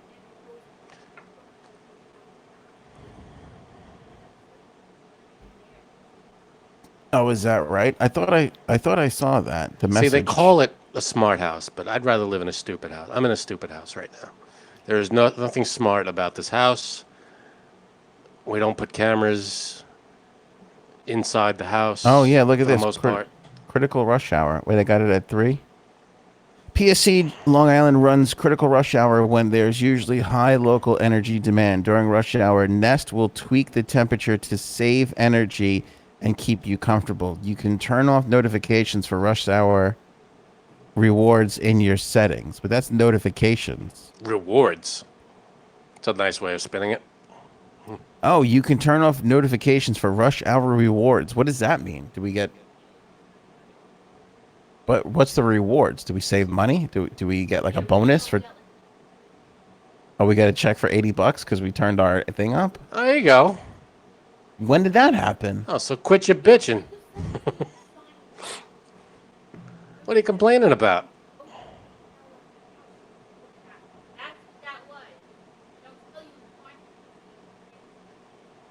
So we signed up for this? Ha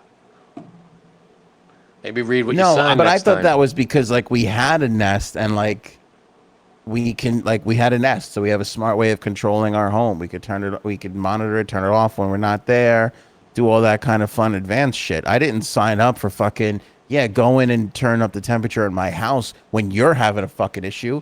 'Cause last I checked, I'm paying for a service, and I don't want you in my fucking house that's also connected with cameras diddling around. Yep, I'd rip all that stuff out if I were you. Wait a second. Say that again. They changed the air conditioner when we leave. Oh, that's creepy. Yeah, but that's because we have it on economy. That's... They know when you're leaving your house. That's good too. You didn't put it on economy? You didn't put it on economy? Are you sure about that 5 minutes? I'm very disturbed about all of this. You should be. And if I were you, I'd rip all that stuff out.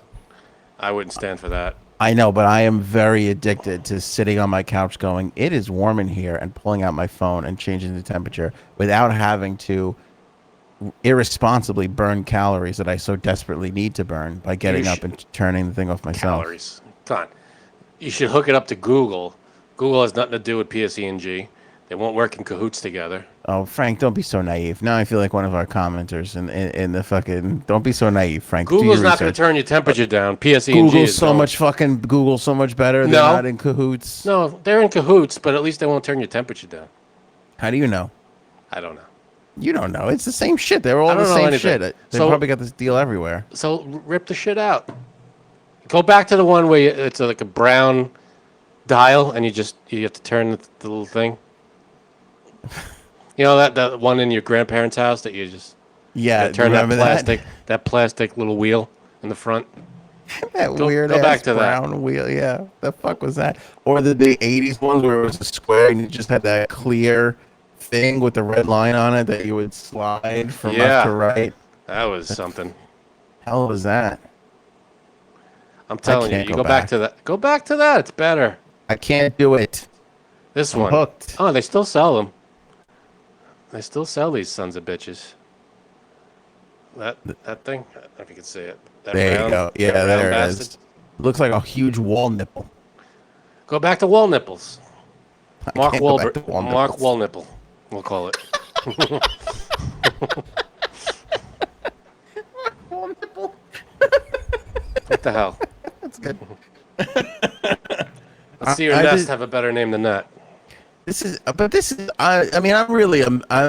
fucking ridiculous. For a couple of reasons. This is what we fucking signed up for with these things. You haven't been able to do that. Two, Texas, where they have these issues because they get all their bullshit on how they get power. You know what I'm saying? This is New York. This is Long Island. Like, we pay for power, get this power. How is your shit so fucked up that you can't deliver the product that you are promising everybody to deliver? And this is not blown transmitter or some bullshit accident happened and on the line, whatever. Yeah. This is like, oh no, everybody's using the thing that they pay us to use. You should see that coming. They should know. I mean, what's the maximum amount of power that people could possibly use in this amount of time? They should know what that is and build a facility to handle that. Yeah. I mean, why are we always on the brink of we're going to lose power? Why is that a thing? It should not friggin' be. Build It's another plant. Build 2021. another facility. Build it up. No, my wife said that was very smart of her. She goes, "What are we gonna do?" Because I always talk about Teslas, and I want a Tesla. I'm just into it. I love the car. I like the whole thing.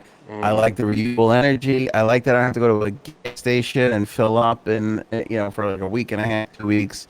I had a hybrid getting car. an electric car. I loved it. Yeah, it was great. She goes, when we're all driving around, oh, by the way, all the cars are like in 2025 or 2025, whatever. They've all announced they're going all electric at some point, most of them. She goes, when we're all driving around electric cars, what the fuck is this going to look like then? And I'm like, you know what? You're right. Because it's like, not only are we powering our homes with this shit, but now we're all going to be powering our cars at supercharger stations and shit. Double it up, baby. Holy shit. We got a lot of fucking work to do. You know what I'm saying? Like, if we're going to start charging... I mean, this thing can't handle a fucking air conditioner. Our grid can't handle that. You're gonna start charging our cars. I don't get it. I don't know how it's gonna work out, but we got to start stepping up our shit in a big way. Yeah, in a big way. Start building windmills. Start fucking putting solar panels on top of these things. Do whatever we have to do, but build it up. Yeah. There's work to be done. I don't know. Yeah. This is I don't scary. know how we're always on the edge of being threatened with we're going to lose power. And people can lose power all the time around here. Yeah. And why? Because we don't have the why? I still don't know the answer. You should have it by now. Like, that's the thing. You should have it by now. We with know all the problem. the money. Fix the problem. Yeah, fix the problem. With all the money. And here's what especially annoys me. And you tell me if I'm wrong with this. And I'm annoyed by the road. I don't know how people's roads are by their houses, but here in Long Island, our highways are a nightmare. We just went through a pandemic where we were all off the road for 2 months. 2 months. We were off the road for almost a year. Well, a lot of people still, yeah. Go fix shit. Go fix some shit. That's the time shit. to do it. They were still doing construction back after we knew it was kind of safe to the distance and the mask. Go fix some shit. Mm-hmm. Nothing got fixed. Everything got worse. I don't know how, but it's true. I mean, it's still. I don't. The government never controlled my air conditioner during the Trump administration, and that's all I'm gonna say. Yeah, but that's they also not didn't an fix your endorsement roads. of Trump. They also didn't. They didn't fix your roads during the Trump administration too. I'm just saying, I was able to control my own, and the gall that my wife goes to turn the fucking thing, and it literally was like, "Are you sure about this? It's rush hour, Like, what the fuck?" Hey, they ask. They have to ask. They don't have to manipulate your temperature, but they should ask you first. The farthest I'm comfortable with them going with this is sending me a notification that says, "Hey, this is what's happening. Do you want to turn your shit up to 75?" And not having to be like you do it yourself, not having them do it. Right. Agreed. That is the thing. And so then you their can turn that languages- option off now, right? You've gone into your nest and switched off. Have we them. turned that off? Like, is that what you did in the settings? Did you turn that off? Yeah, let's go check that, because that's, if they could do that, then naked videos of us are going to surface on the internet one day. It may not be this year. Yeah, and it may check not be that, next please. year. Make sure we can put a stop to this right now, But please. that shit is, you have to see, and like whips to and see. chains and swings, and it's a I lot get it. of things that happen in this house, Frank, you don't want to know about. You ruined my birthday present for you this year. I didn't know you had all that stuff already. You don't know the half of it with this one. Crazy.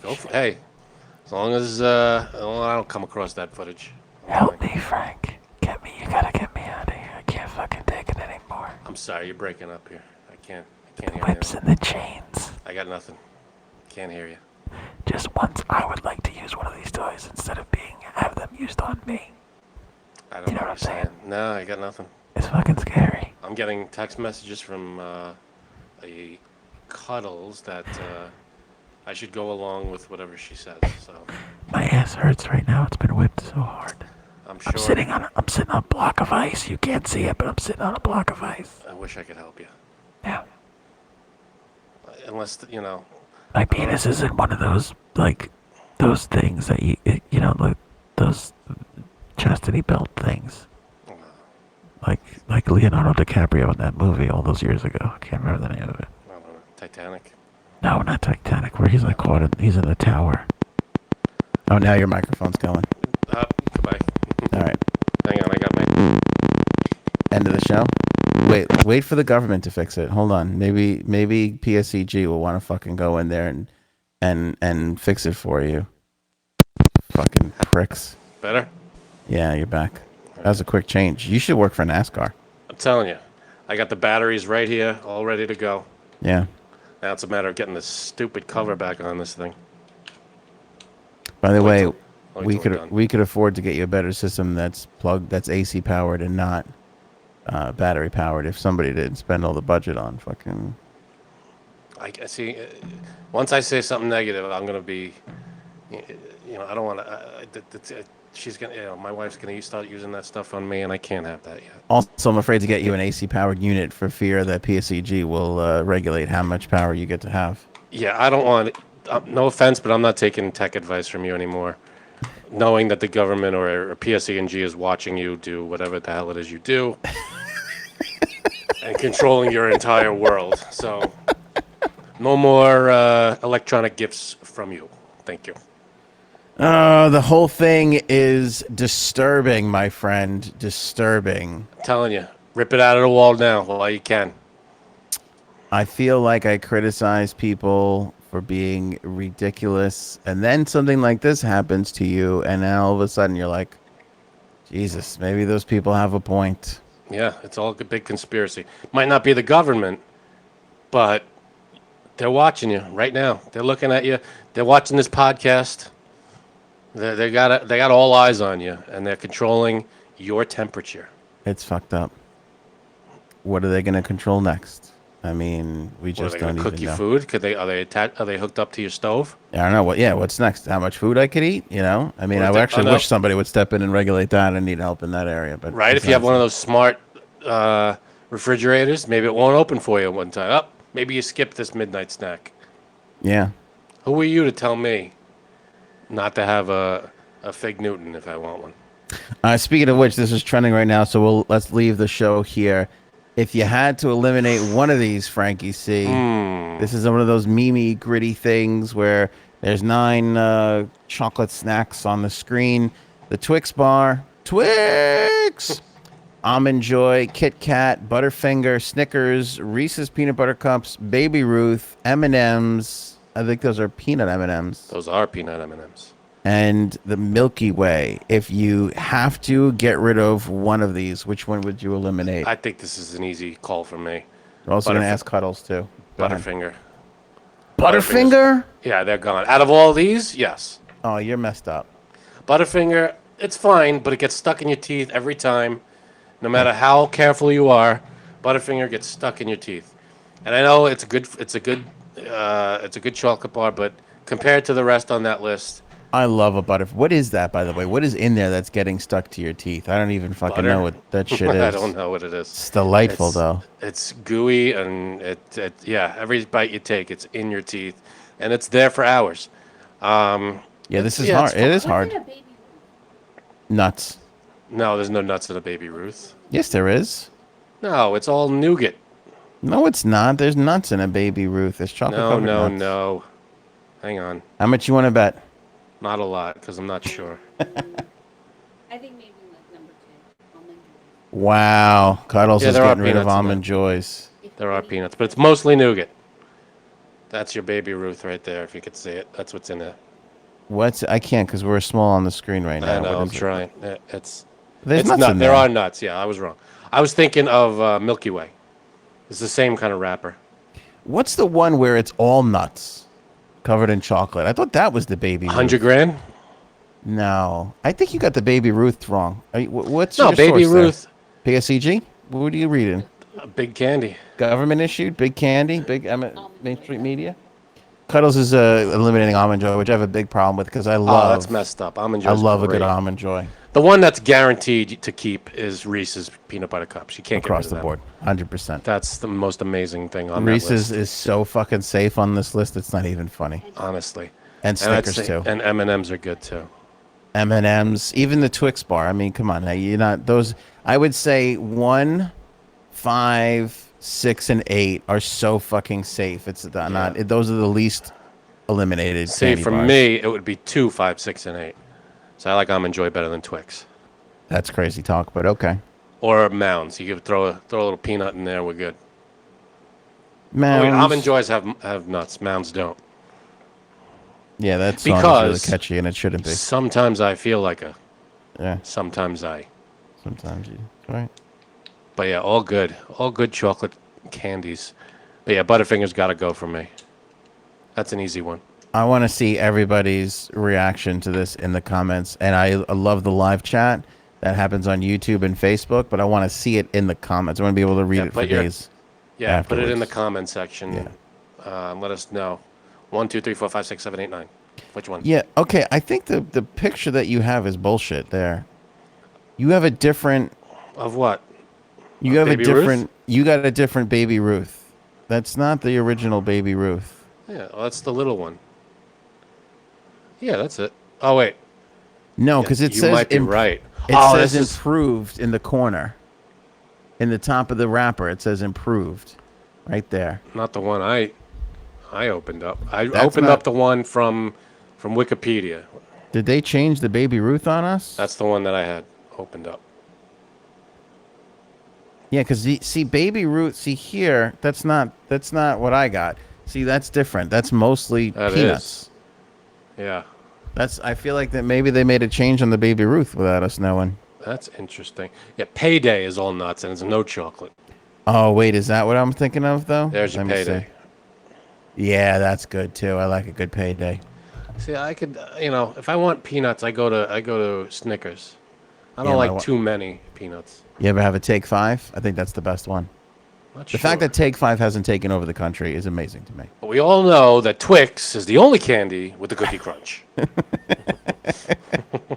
Hey, Jerry, free candy. I love that. Remember that girl? The way she says Yeah. free candy is Free something about candy. it. Free candy. That was a great episode. Um, Kip or Skip? I don't know. Short name. The candy lineup, The remember? candy lineup. They're all, They were all Twix, Twix. and you're all screwing me.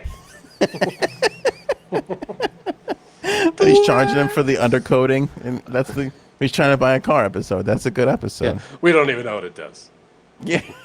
Again, the fucking C storyline in that show was hysterical. That wasn't even like Kramer on the road trying to run out the gas run out the tank. gas. Yeah. Oh, that was great. The whole thing. Yeah. That whole episode.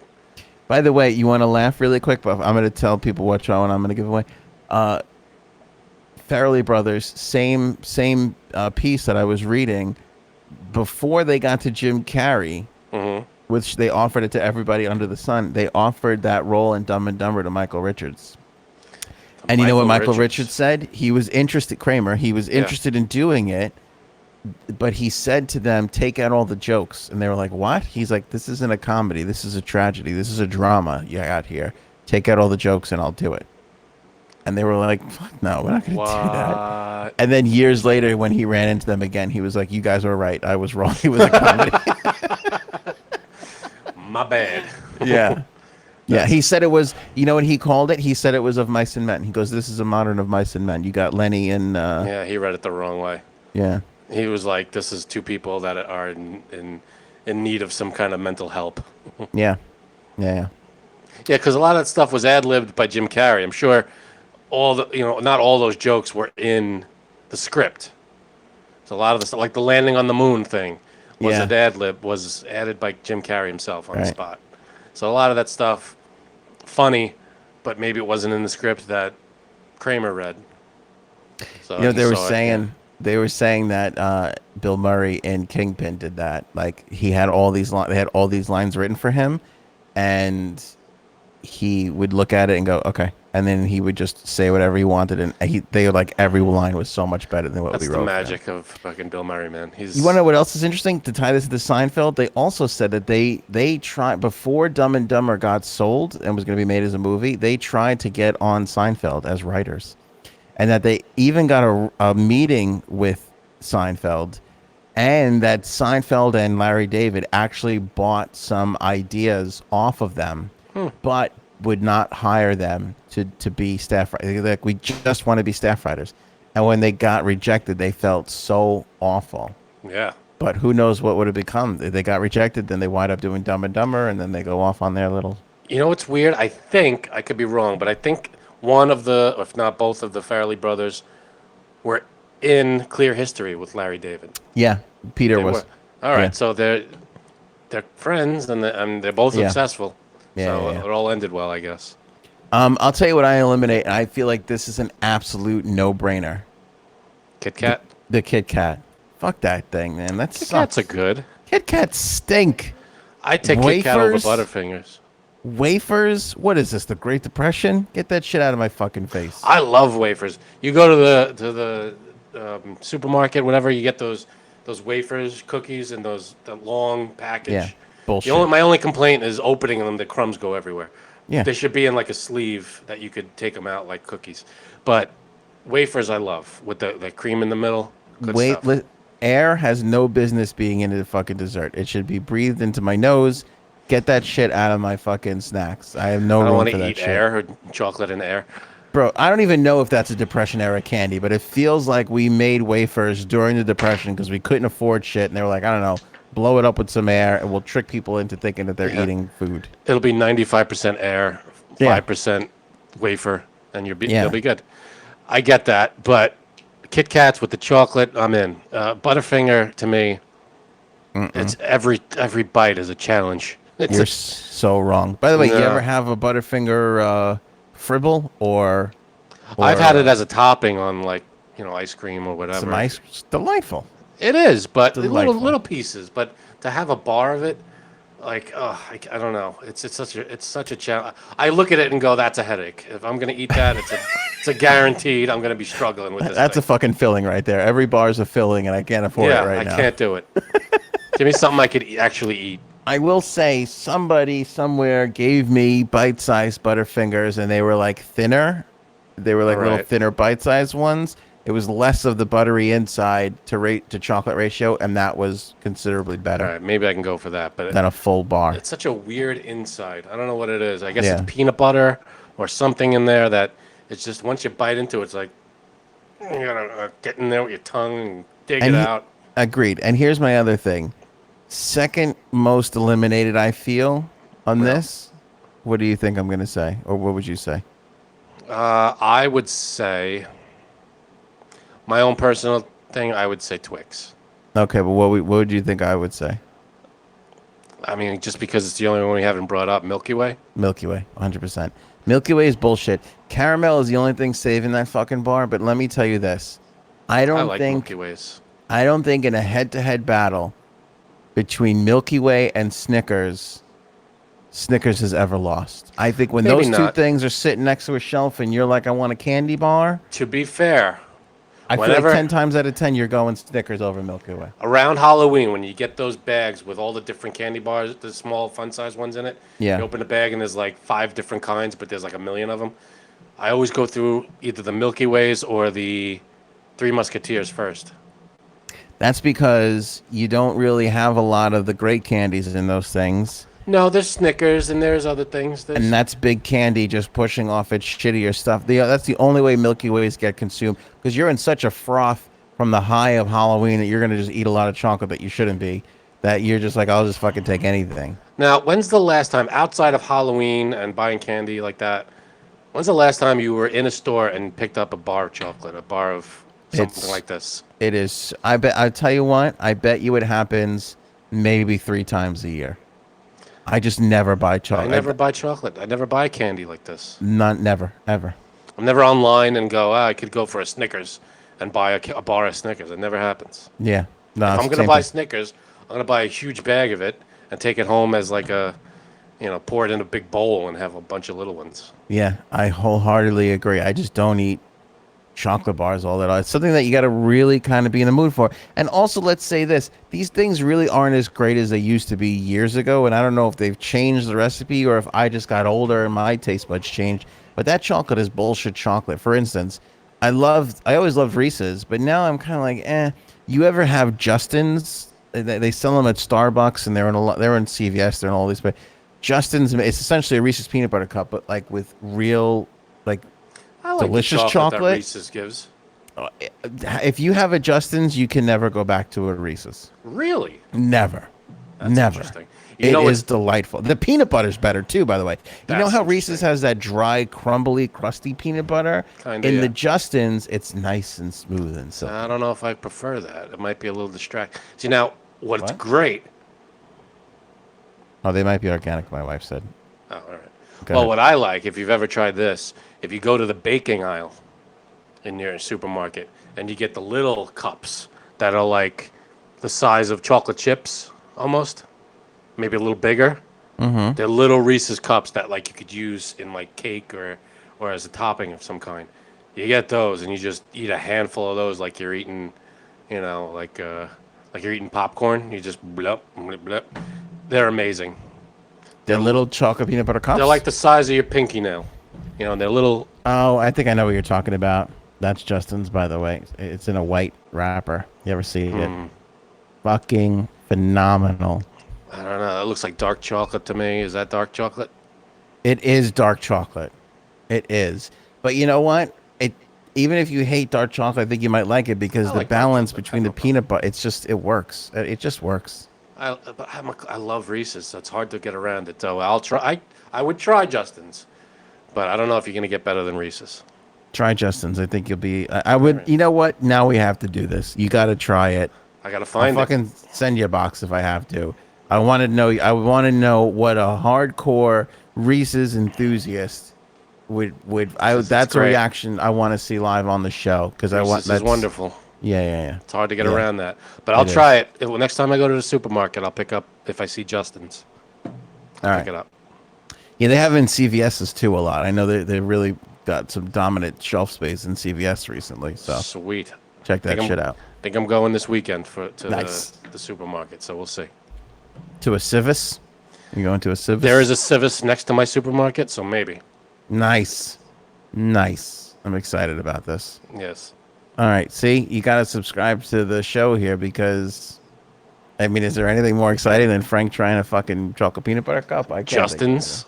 Who ever heard of Justin's? But if this guy is this Justin is everything Anthony's saying he is, then hey, you maybe Yeah. have a new customer here. it. Whoever Maybe this we- Justin is, whoever he thinks he is, or she thinks she is, I don't know. Cisgender, transgender world. Sure. We're not sure. Traditionally, Justin is a male name, but could be female just as well. It's a new world, Frank. It is a new, brave, wonderful world. I'm just checking something because this was trending the other day that Ben and Jerry stopped tweeting like months ago, and people are like concerned. Oh no, Did you see that? no. Yeah. Said they stopped tweeting. Yeah, something about they support some countries or what. Wait a second. Hold on a second. What account am I in? There's no way. This There's says no Ben and- accounting for you. This says Ben and Jerry's follows me. That can't be. What's happening here? You know how you're overweight when How the fuck Ben and Jerry's? When did Ben and Jerry start following me? Did you know this? What the fuck is going on? That's funny. Good. That's cool. Ben and Jerry, send us free stuff. Ben and Jerry's. I didn't know that they followed me. They're following. Not for So- nothing. They're following 68,000 people. So it's not like it's like That's compared to what Ben and Jerry's could be following. 68,000 is a small number, I think. Yeah, but look, they haven't tweeted since May. That's weird. Wow. How's Briars doing? Are they tweeting? I don't know. They're not following me, so fuck them. Oh, fuck that. I So had if no- there was, if did there you was an see- by the way, Anthony, what? Did you see it? Look right there. See, follows you. they I follow had you. That's pretty No cool. idea. That's cool. Do you tweet at them at all? I must have at some point. And Hey, look at I that. don't know. Now, if Ben and Jerry's were to make an Anthony on air flavor, what would be in that? Ooh, At least 4 nuts. it would be. I would have Trump chocolate chip cookies in it. That's what it would be. No, Little so you- MAGA shaped chocolate chip cookies. No, you have 2 different kinds of nuts and crumbled up blondie. I think that would be good. Yeah, I don't know. You know what? We got to run. Let's think All about right. an ice cream flavor. That's my What we vote, would though. want that to be. Anthony on air. two different kinds of nuts, maybe almonds and whatever, And a little blondie in there. cashews, and instead of brownies, you put blondies in there. Yeah, but the blondie's only on the last 20%. You only get a little bit. I'm telling you, I think we got an original idea. Because I want everybody to be eating it and going, why is the blondie only ever at the end? I It don't only comes in understand it. later in the show. That's it. All right, let's leave it there. We'll be back next week. If you're on this, enjoy your weekend. If you're on Saturday or whatever, enjoy. Thanks so much for watching and or listening. ShopAnthonyOnAir.com is our store. Support the show with a donation or by becoming a subscriber monetarily with the link in the description below, or just continue watching for free and hit that like button on Facebook or YouTube and rate and review us on Apple Podcasts. We'll take either one. Thanks. Got a lot of Stevie Wonder in my head these days, which is Nothing wrong not with a that. complaint. I'm just saying it's there.